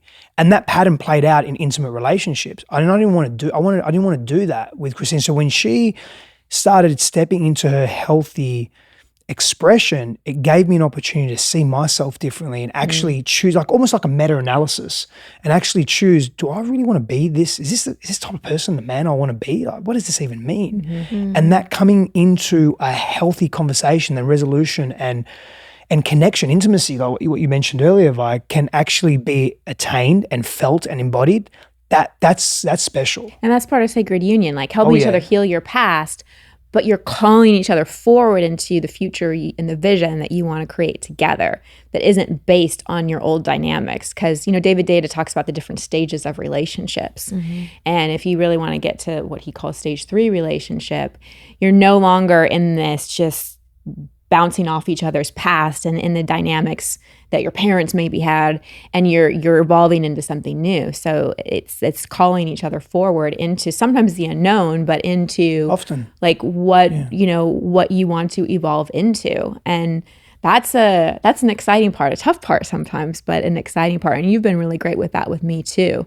But in doing so, I'm noticing that we're both healing generational trauma. And it's that generational and childhood trauma that impacts us and keeps us in a loop of behaving a particular way because our brains are pattern recognizing machines. And with respect to trauma bonding and trauma responses, we want to keep ourselves safe. We're going to push away anything that feels unsafe or replicates or resembles anything that was once unsafe or that was very traumatic for us. But we get stuck in those cycles, and it deeply embeds in the grooves of our brain. It becomes our norm. And I can almost sometimes feel my brain changing when I'm doing things differently. And I know that's probably me just being, poetic about it. But I feel different in my physiology because I feel the hormonal release change when we do something that's been very different to how I've done it in the past. Yeah, and there's no doubt that, there's lots of studies I talked about on my podcast with Wim Hof. There's lots of studies that show that generational trauma through epigenetic transfer is a real thing. And these patterns, like, it's not just your skin color and your hair color and your eye color and these passive and active, like, basic genes. There's the epigenetic triggers that also transmit, and there's a lot of really good research about that. And we do have the opportunity to switch those triggers, and so that we don't pass anymore. We can't do anything about our hair color gene, not yet. I mean, I don't know, maybe we'll talk to Dispenza about that, but who cares?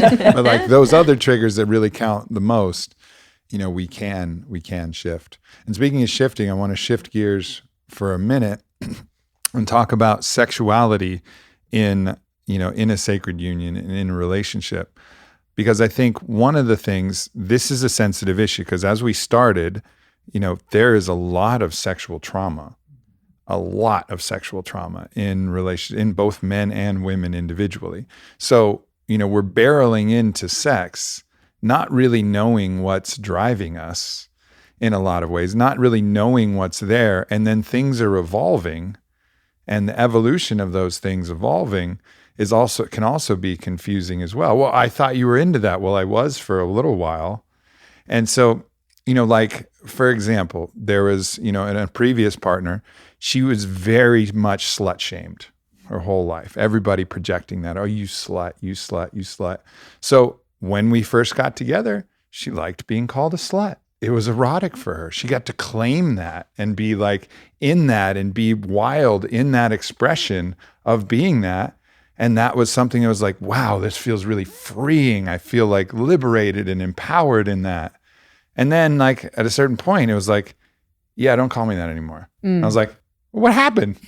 And but we didn't have the understanding at that point. Yeah. It'd be like, oh, well, I just healed that thing. Yeah. So like, this isn't what's needed. And so sex is this interesting playground where if we're sensitive and we're honoring, we can use the container to actually move forward and advance and heal rather than pattern trauma. Even if the behavior is a little wild, or even if it is, it's not about what you're doing. It's about why you're doing it and how you're doing it and whether you're listening to the person to do it. Because like, that's, I think, the big key thing to understand. It's not like you can only have sex this one way and it always has to be with a 30-minute massage. And it always has to be like, no. But it has to be with consciousness and awareness of self and an understanding of what's going to release a pattern and also what's going to actually compound a negative pattern. Yeah.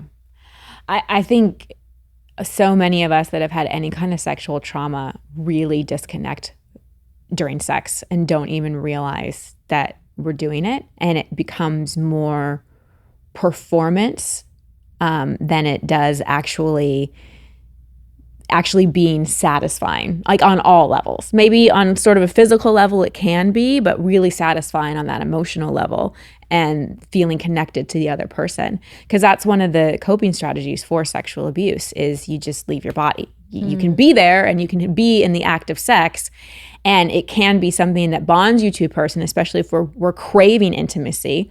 Often we'll use sex because we think, well, that's the way to be close to someone. If we aren't willing to really take down the walls and have that emotional intimacy, it's like, well, at least I can have sex. But if a part of us really isn't there because there is that abuse and there is that trauma and we're disconnecting, then it almost reinforces the trauma in certain ways. Playing out the same pattern of disassociating from the body. Yeah. And the other side to that is if you carry a stronger masculine energetic, you'll want to be overpowering in sexual interaction, and you'll want to dominate. And sometimes you'll want to dominate in a very unhealthy way. You want to take the power to make sure that your power is not taken away as well. That can be for a man or a woman. It presents itself in different expressions. I think when we're talking about sex in relationships or just in general, having a healthy sexual relationship with ourselves is always the first step. Because again, we can project that onto another. This person is going to be my sexual healer. This person is going to make me feel sexy or validated or enough or whatever. And I know for me, I had to do so much of that sexual healing for myself and really look at how I disconnected or how I performed or how I used sex to feel close when I wasn't getting the emotional intimacy. And also how often I didn't ask for what I needed or speak up. And that, like, for that woman you were talking about was like owning that slut. For me, a big step was like just saying, that doesn't feel good. Like, I don't like that. Where there's so many times where I would just kind of be like, well, this feels good to other women that I see in movies, so it should feel good to me. So I'll just pretend that it feels good, but it doesn't. Yeah. And so it's just that awareness of like where we go during sex, what we're using sex for, like what wound it's activating, what wound it's trying to fill. And then in a healthy relationship, it can be something that where a lot of healing transpires, because true sexual intimacy, I mean, talk about that requires tremendous vulnerability and trust and surrender, like especially for the feminine, like a massive surrender. And we've all fucked it up. Yeah, Most definitely. Like I mean, I've definitely been a part of the healing process, and certainly like, Vi, you got me as a more mature and wiser and more sentient being than my former lovers, and because there was a lot of a mixed bag. I had my own emasculation issues and my own desire to validate myself through my sexuality that a lot of people had to deal with. I also had a sweet, tender, like loving stableness, and everybody was contending with my stuff as I was contending with their stuff. And overall I think it was a net positive, but it was certainly a mixed bag. But I certainly learned a lot along that journey. And, it's a hard thing to look back at situations because, there's nobody that I was with that I don't still love in some way. It's hard to look back and be like, dang, like really could have done that one better. And, but, we do the best we can at the time we're there. And, sometimes vocalizing that to the person makes sense. And sometimes it's just, you gotta connect and speak that to spirit and just, give yourself that forgiveness for not acting in the way that you would now back then, you know, in those containers. Yeah. Two of our teachers, Jonathan and Heike, who we did some sexual somatic work with, one thing that they really teach and that we believe too is that part of healing trauma is experiencing pleasure. So a big part of healing sexual trauma is pleasure, but pleasure that feels safe is, I guess, the best way to put it. And so in an intimate relationship, and deliberate. Yeah. There's an intentionality that comes with that. Absolutely. And so in an intimate relationship, sometimes in the experience of sex or anything intimate physically, emotion can come up. And what I'd say to anyone who's with a partner they feel safe with, like, let that emotion come up, feel it, and then allow yourself to move into pleasure. Because that's what starts to rewire some of that sexual trauma and helps you start to, because the body so confuses pain and pleasure sometimes. And so to be able to feel whatever's coming up, the tears and the memories or the triggers or whatever it is, and have your partner hold that space, but not necessarily stop pleasure.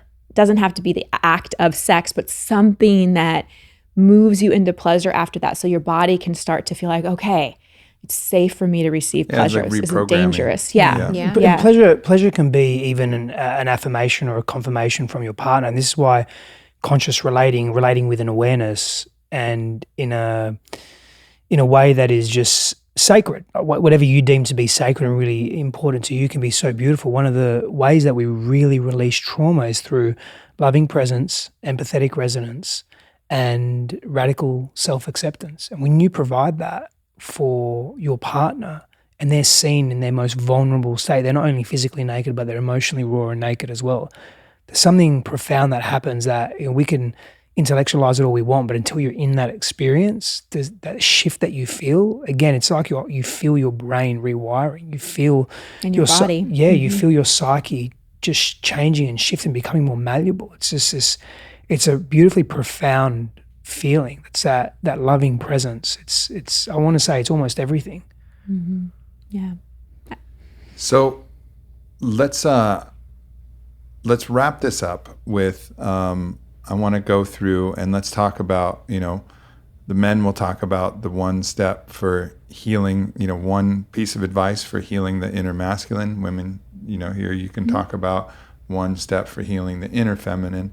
And then we'll give our, one tip for one idea or concept for, how to bring that into union. We'll just allow spirit to move through and allow us to choose one, because we're all people who could probably come up with a listicle of 10 or 12 and do that. And before we do that, let's go pee.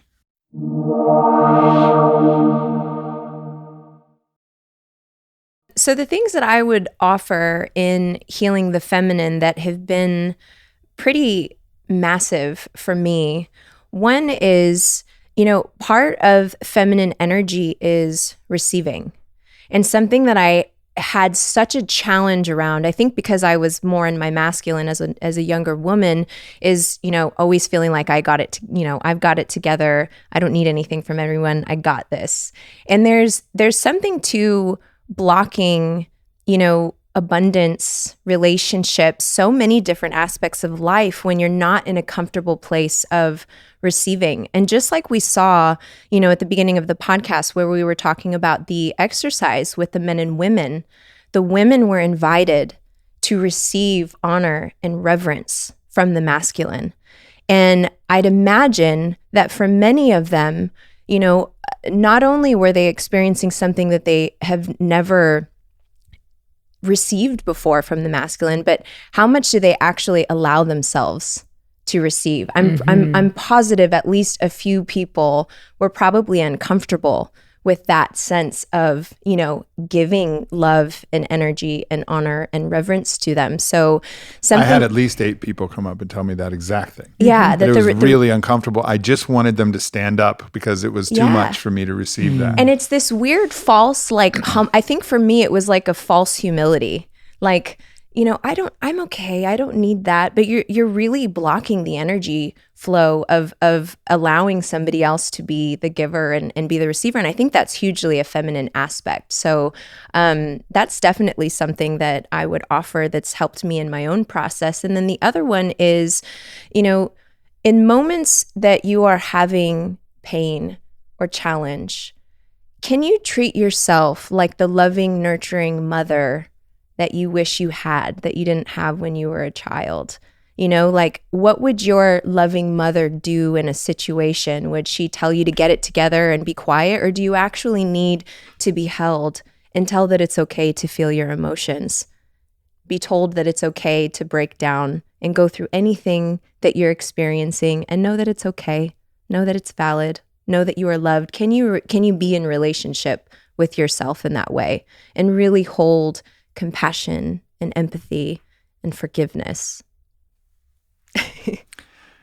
I'll go next and then leave it to the master coaches of our experience in Sedona and in life to bring us home with it. But I think for me, and this is really a big one for me, is I had a lot of criteria about what it meant to be a man, which was wrapped up in the masculine. So I thought that the concept of man was inexorable from masculine, and to be a man was a very lofty goal and a large list of things that were required. I had to be the strongest, I had to be the best, and there was all of these external, extrinsic criteria to validate my own manhood.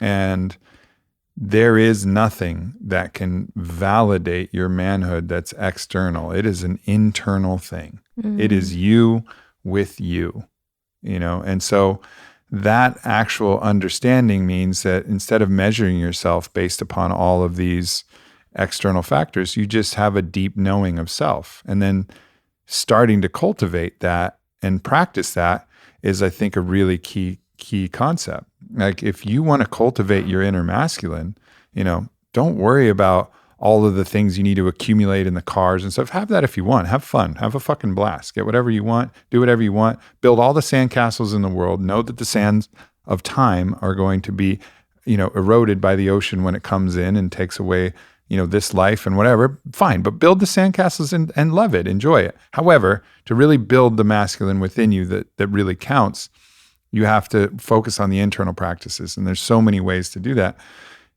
One of which that's quite simple, I talk about it all the time, is if you want to cultivate the masculine and you see a freezing cold plunge of water and you know that there's going to be benefits from getting in that cold, if you want to cultivate the masculine archetype within you, you have to be the one that is willing to say like, oh yeah, that looks cold. I'm going in. And it's not only that you decide to go in, it's how you go in. Are you going to go in gasping and breathing and flailing about? Or are you going to go in like, I'm just going to go in and I'm going to breathe however much is necessary, but I'm going to slide in. And you're not going to get it right the first time, and you're going to talk yourself out of it 100 times. This isn't about judgment. This isn't about, did I prove that I was a man today? No, you're not proving anything. You're training. You're cultivating that aspect of masculinity every time you go through a process like that. And every time you do that, you'll know a little bit deeper inside that like, yeah, I have this and I am willing to do this. So when you have to go into something emotionally difficult or go into something spiritually difficult, you'll have the training. You'll be prepared in a much deeper way. So that's the tip that I would encourage everybody to cultivate, that inner masculine, and also heal that understanding that says it must be external and it's comparative, because it's not. None of that shit actually even matters at all. They're all just sandcastles. And then as far as approaching and stepping into relationship, I think the most important thing is to be as steady as you can. And this is really the ideal, because the more erratic you are, the more unsafe everybody's going to be. And this is the hardest thing. And this was really hard for me, because I would be steady, hold it, grin and bear it, tough it out. Fuck, I can't handle it anymore. And then everybody's like, I don't know when that's coming. Like, when is that thing coming? Like, and so everybody's like, things seem okay, but I'm not sure, because I don't know if he's holding. So steadiness doesn't have to mean that you're actually like homogenous all the time, but it's that you're not repressing and then exploding in a way, so that if you're having little blips, like, hey, I'm really mad about that, it happens like immediately, like, and then you're like, okay, sorry about that, I'm over it. So that there's no like anticipation of some big surprising erratic thing, because that's going to really erode the safety in the relationship and actually cause the contraction in the feminine. So, if you feel something, feel it, move through it, let it go out, do all of the strategies to mitigate kind of the harmful aspects of anger. Anger is very pointy and it's very jagged and it's very easy to cut. Never use names, like don't call any names. Those things stick. Even after an argument, even if voices were a little raised and whatever, if there's not that defining word or that defining moment, like that punch in the wall, all of it just kind of like fades into the whitewash of your memory. And you're like, yeah, we got fucking into it. But if there was like that one word, you're like, well, that word's like stuck in your brain, or that one moment, or there's that dent in the wall that's there for like the next week. And I've punched my own walls, and I've fallen victim to all these. But I think through experience, it's sharing immediately in the moment and, moving through that. So there's as few surprises as possible, and then mitigating the damage of, some of the harmful aspects of any anger, like words or like things that could actually last beyond when the resolution of the issue comes up. Mm-hmm. So that's that. Christine? So many things for the feminine. I'm actually going to speak about discernment, because one of the misconceptions I had about feminine energy that turned me off to it a bit is that the feminine's so flowy, can't make a choice, and like it's unreliable. And although there's definitely flow to feminine energy, I think the more accurate thing to say is the feminine energy is very adaptive, almost to our demise in some ways. We can overly adapt. But we also have this incredible power of discernment. The feminine is so discerning. Our intuition is so spot on. And I really encourage my sisters to cultivate this power of discernment that doesn't come from pro-con lists, and it doesn't come from rational thinking. That's more the masculine way. It's this inner knowing straight from you to the divine that you just know. Yes. You just know in an instant, and to trust that, because it's very different than the constructs of the mind and the way we talk ourselves in or out of something. Steph says something I love. He says the masculine leaves too early and the feminine stays too long. The unhealthy. Sorry, let me say that again. Roll back. Do it. The unhealthy masculine leaves too early, and the unhealthy feminine stays too long. And that's when the feminine's not in the power of discernment. She's staying too long because she's, whether it be a relationship or job or whatever it is, in a pattern, because she's not using the power of that discernment. She knows, but maybe because it doesn't make sense, or it's not acceptable, or everybody else tells her she should do something differently, she doubts that and moves away from this incredible power of discernment and intuition. So I think as women, as we tap more into that power of discernment that leads to our intuition really opening and cultivating, that's where we get all our answers. And that's when we're able to really lead from that queen. You know, that's in so many ways the archetype of the queen, to be able to really discern and be like, this way, or this is a yes, or this is a no, and just have that clarity and not even need a reason why. It's just like, I just know. Yeah. I just know. I have a really, and I want to lob this out here because I had an interesting download about intuition. So all the time, like, where does intuition come from? Like, what is it? What is it actually happening? Are we tapping into some collective? Does our soul know things? And I think all of this is possible. But I had another hypothesis, and I think all of this is real, actually. But this other hypothesis was really interesting. So there's an actual phenomenon called savant syndrome, and it was depicted in Rain Man. You know, Dustin Hoffman. All of the, toothpicks or whatever would drop, and he would know exactly how many toothpicks fell. And this phenomenon, maybe not exactly exemplified in the movie, but this is a real phenomenon where there's a calculation process that our conscious mind doesn't have access to, that is actually happening at all times. So in the savant syndrome, people are actually able to access that and vocalize what they're actually computing at like a micro level. But I believe that we all have that capability. If their brain is doing that without them even thinking about it doing it, our brains are doing that as well. So there's some deeply subconscious aspect of our brain that is making an impossible amount of micro calculations, so many so that our conscious brain couldn't even actually fathom it. Yeah. And so that's actually guiding our intuition. So it's not some woo-woo mystical thing. This is a computational aspect of our brain that or an adaptability of the body to feel. Like if you think of us as evolved beings, how many thousands of years, have we protected ourselves from death and, whatever else. And that's another aspect. And I think that's real as well. And I think, but for people who have a hard time with this intuition, like, why would I trust that? But if you think about it as like, this is actually the most perfect, analyzing computational aspect of you that's just shrouded because it's happening at such a fast level. It would be like trying to analyze the program code of a computer that spits out an answer like this. You can't see the code, you just know the answer, but the code is happening so fast, at the speed of light as those binary ones and zeros are just flying through your processor. That's maybe one way to look at it. And of course, I do think we're sensitive to energies and wisdom that's beyond just the self. But I thought that was like an interesting way to look at it. And it's really freed me up to really trust my intuition more, perhaps because I am, so in that kind of chess playing rational side. I needed that justification, just like science, because in some ways is the new, language of spirituality. That's what Joe Dispenza talks about all the time. Like, we got to give people a little science so they can actually go on this spiritual Makes it path. comfortable. Yeah. I'd add something to that. And in that comfort, we become more open and more receptive. Right. And I add something to that with the nervous system as we clear the clutter of our trauma in our past, because we've all got that, well, at least most of us do.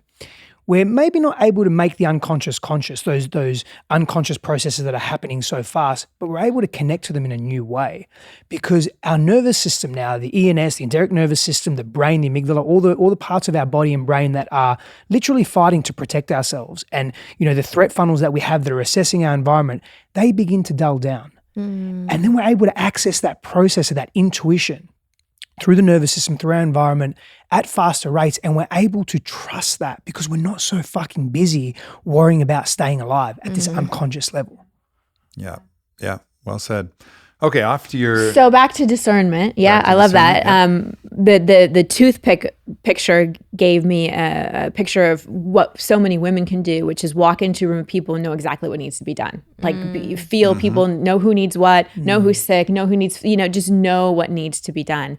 And it's so important for the feminine not to doubt herself, because that's something that so many women struggle with. Yeah. Self-doubt, self-worth, just doubting. Because in so many ways too, since we live so far in a little bit more masculine paradigm, or a lot of what the feminine thinks isn't in alignment with a lot of the ways things are going. So it perpetuates self-doubt at sort of a collective level, but then on the individual level, because of our own trauma and wounding or whatever it is, we just doubt ourselves so much because often the head and the heart can disagree.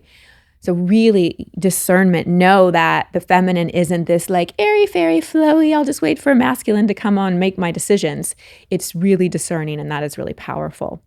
I also And think attractive. Yeah. it's super sexy. I mean, it's all, I mean, when I've experienced it, and I experience it all the time with Vi, it's super sexy, and it's like, it's access to, it's magic. I'm like, wow, magic. Yeah. It's real, and that's like such a really powerful thing to be able to like behold and like be able to have, in union and in anything, and cultivate internally and external and in partnership as well. Yeah.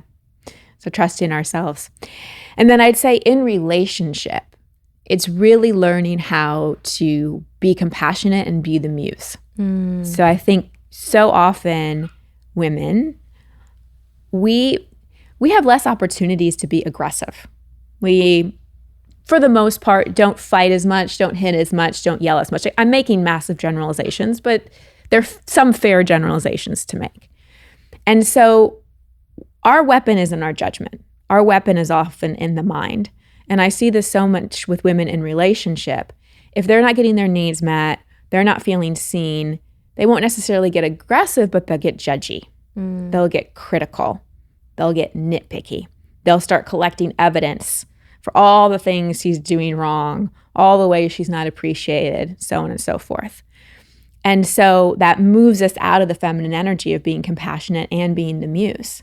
And I've learned so much in our dynamic that me trying to coach Steph or judge him or criticize him or tell him how to do it, it's frustrating for us both. And it may move him an inch, but it doesn't last. And then he's just resentful, and it completely throws off our polarity.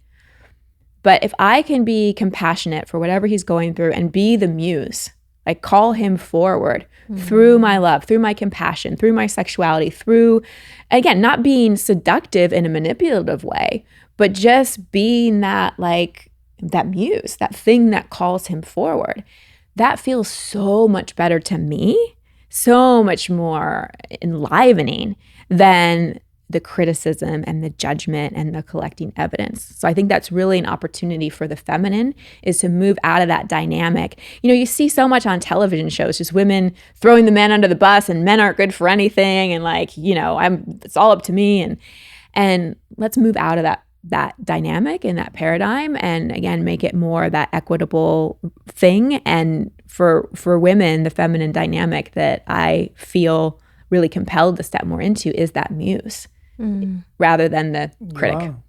Yeah, You are. Beautifully said. I want to pose this to both of you guys, because one of the issues with intuition, and I've seen this with a lot of female friends and even in our partnership, if someone's experienced somebody gaslighting them, which is basically a woman has an intuition. There's something fucking going on there. And then the man puts on his lawyer hat and is just like, well, I will tell you all the reasons why you're wrong, even sometimes knowing that she's right, or also not wanting to look at the point that she's making or not wanting to agree. So you get, that's what gaslighting is. It's a term for when somebody makes you feel like you're crazy for what you're actually believing. And over time, if someone does that, and a lot of times, if you're with a good lawyering type of person, and it could be masculine or feminine, they will present such a case that you're like, maybe I am fucking totally losing my mind when you've known that you've been right. So what would you say? What would you say? And it's not that intuition is always right either. I remember a time where I was with a partner, and this was before my polyamory days, and she came over to my house and she was like, whose shampoo is that in the shower? I was like, yours? She's like, no, it's not. And then 20 minutes later, he was like, oh yeah, I brought that over from the place. I was like, see, there's nothing there. So it's not to say that every intuition is right. Sometimes and for everybody, we have to know that our intuition is a guide, but it's not like you're batting 100. Sometimes it's fear disguised as intuition. I got a question that's just I think it's gonna maybe fuck all of this up. Right. What if intuition is never wrong, and if you're wrong, it's not intuition? That's what I think. Yeah. Yeah. Well said. Yeah. Well said. Yeah. Question, but I mean, I don't. I think no. Jury's out. My I think you intuition says fucking. yes. I think you fucking nailed it. My I honestly intuition think you says nailed it. So then it's the discernment Yes. between whether it's intuition or whether this is a projection of an idea masquerading as intuition. Just like you can say, "I'm talking to my soul," but it's really your ego who's impersonating your soul rather than your soul talking to you, which is where it gets really tricky. Yeah. But I think that's Confusing. a brilliant way to put it. Yeah. But then to go back to the gaslighting situation, I know, Vi, you've experienced it. I'm imagining Yes. that you've experienced it as well. So what do you say to a person who's in that situation, and then how to regain your trust in your own feminine intuition? Well, I know for me, it was leaving the situation. Yeah. Like That's what you're gonna it say. was. Get the fuck out. Yeah, it was. I mean, I would literally this was an ex of mine. I'd walk in thinking I was wearing a green shirt and walk out thinking my shirt was red. I was like, wait a second, and it's especially if you're consider yourself an intelligent person, it's even more confusing because it's a whole head trip. So for me and for people that I've worked with, it has been getting out of the dynamic, being like, no, because so much of breaking the cycle of gaslighting is taking our power back. Yeah. And just being like, no, I really trust myself. And you can see too, when you have the boundary enough to be able to step away for it, even if it's something that's temporary, taking some time to just totally break from, the codependent entanglement, it's very, very clear. Yeah. Like it can become very clear to you how much that's actually taking place when you're constantly in the energy of somebody that's doing that to you. And I mean, I can speak hugely to that, just the contrast of being in partnership that is stable and my intuition is really honored, like there's so much belief in what comes through for me, but then to feel all the times where I just knew, but not having the evidence or having the lawyering going on, it's like I shrunk and shrunk and shrunk and shrunk and started to just question, literally, am I crazy? Yeah. But it took enough self-love and boundary and, like as she said, discernment to give myself the ability to just take the space from it so that I could decide for myself. Yeah, I think that's when tribe and soul family is really Mirrors. important. Yeah. Because having other people that can say, no, Vylana, you're correct here. Like you're seeing truth here. And having those kind of mirrors, I think is also an important part of supporting someone to get out of that gaslighting dynamic. And I think for a man, to really, I remember I had my first experience with a really intuitive woman was not someone, we only dated for a very short amount of time, saw each other a handful of times. We actually took a trip to Peru together too, well before the Peru trips of the modern era. But I remember one time we were in a room and in a situation, and it was, I think, in Vegas actually, and she told me something, and then I was like, no. And she was like, she sensed something with one of the people in the room, and I was like, no way. And I listed this whole reason, all of these reasons why, and she's like, those are all really good reasons. Like, that's really impressive that you laid that out, but I'm right. And I was like, and I started laughing. I was like, what? Like, did you not? I just laid out the whole case. It's logically impeccable. She's like, I know, it was great. Like, you really did a good job. Like, good work, but I'm right. And we laughed about it. And I think partly because it was, a trivial situation. There was no emotional entanglement. I thought it was sexy, and I was like, this is fun. This was cool. And it turned out like weeks later that absolutely what she was sensing was absolutely true, and I was completely wrong. And that was the first moment where I was like, damn, she had access to magic. Yeah. She had access to something that I, at that point, I was 27, 28 at that point. I just couldn't, I didn't have that access, and she just had this purview into it. And I was always so impressed, and I'll never forget that moment. And it was a great lesson for me that even though I was logically impeccable, I was wrong.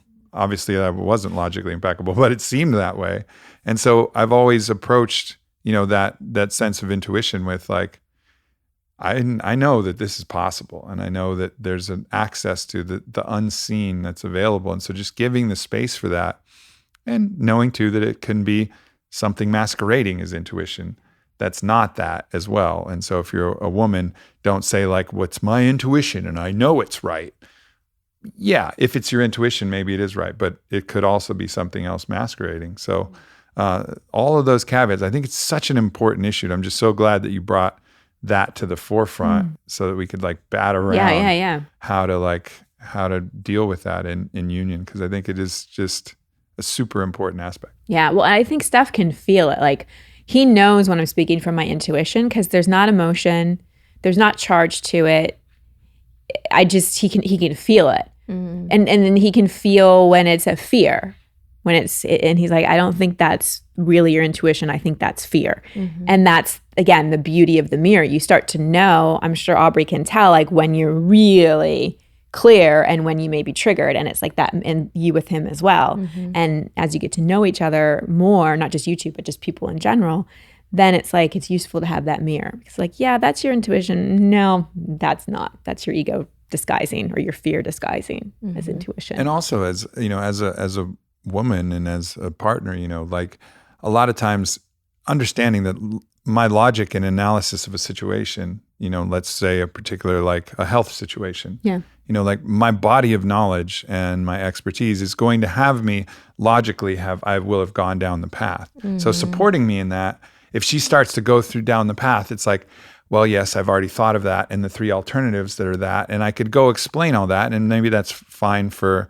you know, the comfort of the conversation. Mm-hmm. But where it gets really interesting is when she just puts her hand on my belly and goes, oh yeah, this is what's wrong with you. And I feel it. And then I'm like, okay, now I got some real information that I couldn't figure out from reading my books and talking to, you know, the doctors and, you know, figuring this out. It's like, this is now access to something else and I always take that perfectly seriously. And it's such a gift if you're able to tap that. And it's not just women who can do that. Yeah. Men can do that by accessing their feminine. Mm-hmm. And I think that's what you were saying, Steph, about consciously expanding your range. Yes. So that you can go into like a deep feminine receiving and access those same things as well as your, you know, vigilant masculine both.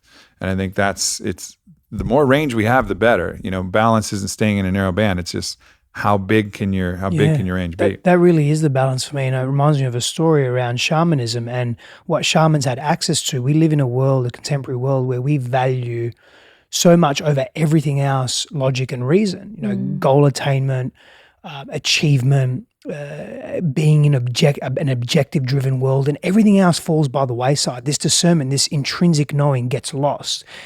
But in the ancient days where shamanism, the practice of bringing wholeness into community and society, was more palatable, more practiced, more loved, there was this is outside of the realm of reason. Hey, reason has power. It has a place. It has meaning in our world. And the balance point on that spectrum of range is this also has meaning.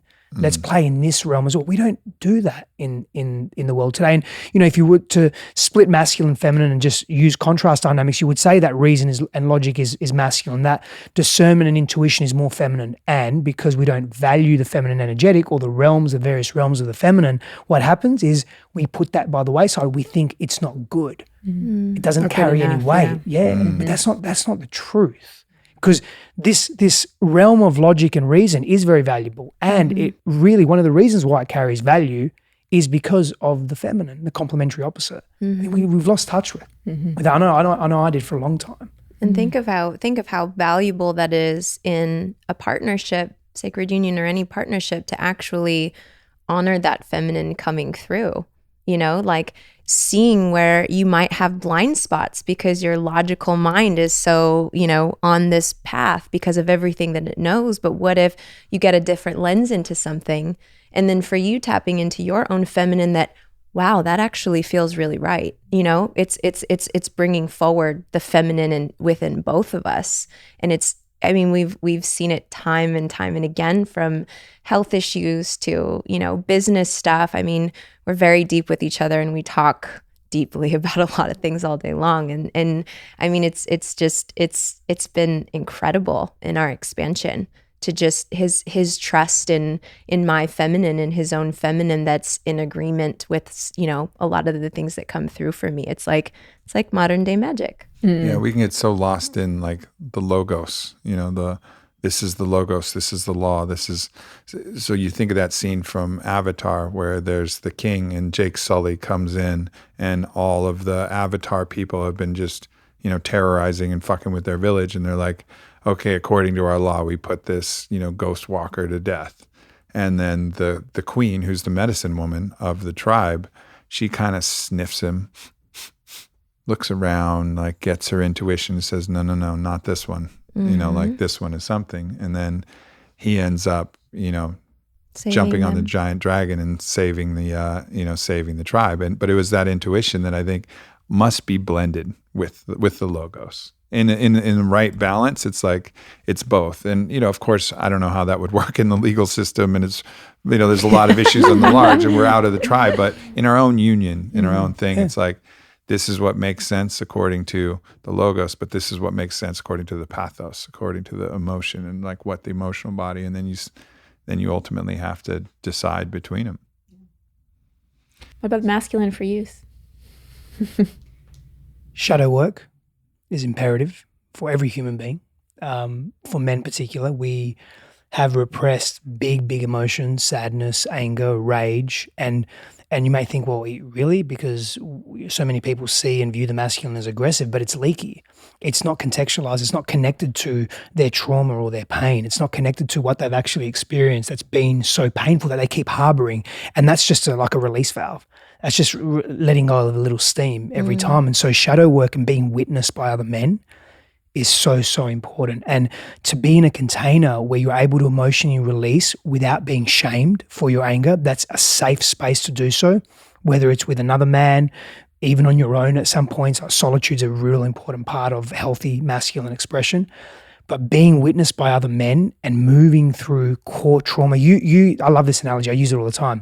When we were doing that in a child workshop, and you use the analogy of the gold chain. So you have a thin gold chain and it's in your drawer and you're clearing out your drawer and you see the gold chain, it's got a lot of knots in it and you're trying to do the knots and you usually come to me, Steph, do these knots. I'm like, I don't want to fucking do it. It's too, I can't be bothered. You know when it's really tangled and it's all knotted these up? knots, I don't want to do it. I'm doing something else. I'm in my masculine. And but you get to that core knot, and then all the other knots just unravel. And there's something to be said for that with the emotional pain that we experience.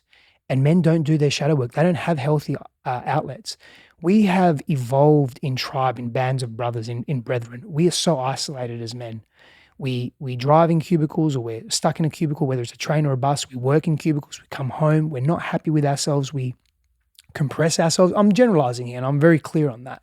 And I think it's a fairly educated generalization. So many people are unhappy in their lives, and men don't have that healthy outlet. So shadow work, exploring those the unwanted parts of us and the unmet needs that we have, exploring that baggage that we have, actually being okay with expressing it and releasing it so it doesn't leak out in relationships. It doesn't play out in negative patterns. Men suffer and we're told, you got to be a man the fuck up.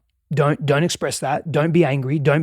But we do end up getting angry. Even if those that play sports, contact sports, and they have a great deal of anger and they're able to express that, when there's no cognitive or emotional connection or real witnessing that, hey, brother, it's okay that you release this pain and this emotion. It's okay that you let yourself free of that burden. It's okay that you were hurt by your father or your mother, or that babysitter raped you, or that you were hit by a truck and it still hurts you when you were 9 years old and you can't shake not feeling safe in your body. That's okay. You can let that go. You can feel and experience it, and all of you is welcome. We need that as human beings, but men really need that. If we're talking about a union merging together, men need that deep work, that shadow work. And, you know, off the bat of that, with respect to relationship, we have to be willing to go down those paths that are really uncomfortable, that really hurt us and that are painful, and let the feminine in our lives witness that as well and see that. See us not taking it out on them or our families or our communities, but being responsible for that, being willing to look at our fears, being willing to look at our pains, our struggles, being willing to have difficult conversations, being willing to step into our truth, being willing to celebrate. Like really celebrate our wins as men. You know, I struggled so, and that's receiving. I struggled so much to receive, and I would never celebrate my wins. I was always on to the next thing. my beloved grounds me into, wow, you celebrate that. You deserve that. That's amazing. And that's I resonate with that. Yeah. That's a beautiful reminder for me. Do you realize what you did? Yeah, sure, sweet. Yeah. I did, of course. Yeah. Not really. Not really. Not really at all. Not getting it. Not really. Not getting it. And I just think that we need that. And, you know, as a tangible tool, you know, do your shadow work, be reflective, spend 10 minutes every day at the end of your day and ask. You know, we'll talk about Greek mythology for a moment, or Greek philosophy. The Greeks would say, the ancient Greeks would say, spend some time at the end of every day reflecting on who you've been, who you were with others, how you feel about yourself. What could you have done differently? What could you have done better? What would you want to change? What were you grateful for? Whatever it may be, that reflective practice is everything. And let that be that centering solitude practice. Let that be nature, connect to earth because we're so disconnected from earth. And be in that space of, let me receive some wisdom by actually checking in with myself. And find support groups, find a coach, find a therapist, find a counselor, find a shaman, a spiritual teacher. Don't do it alone. Like, isolation and solitude are very different. Solitude is voluntary because we know there's benefit in being on our own. Isolation is when we hate ourselves. We're in self-loathing and we're fearful and we're hiding from the world. Too many men do that. And that fucks relationship. It destroys intimacy and union because they're checked out. I was always checked out. And even then, if I have to be really honest, even now, sometimes I'm checked out with you. If I'm in my stuff and I'm not dealing with it, I'm checked out with her. Like, I'm physically there, but I'm not emotionally there. And that's because I'm not dealing with the thing that I need to deal with that will actually give me freedom. But I'm addicted to staying in it because it's familiar, and familiarity is safe. And so in order for us to feel safe as men, we have to feel unsafe in a safe environment. I hope that makes sense. But that's what I would say for that.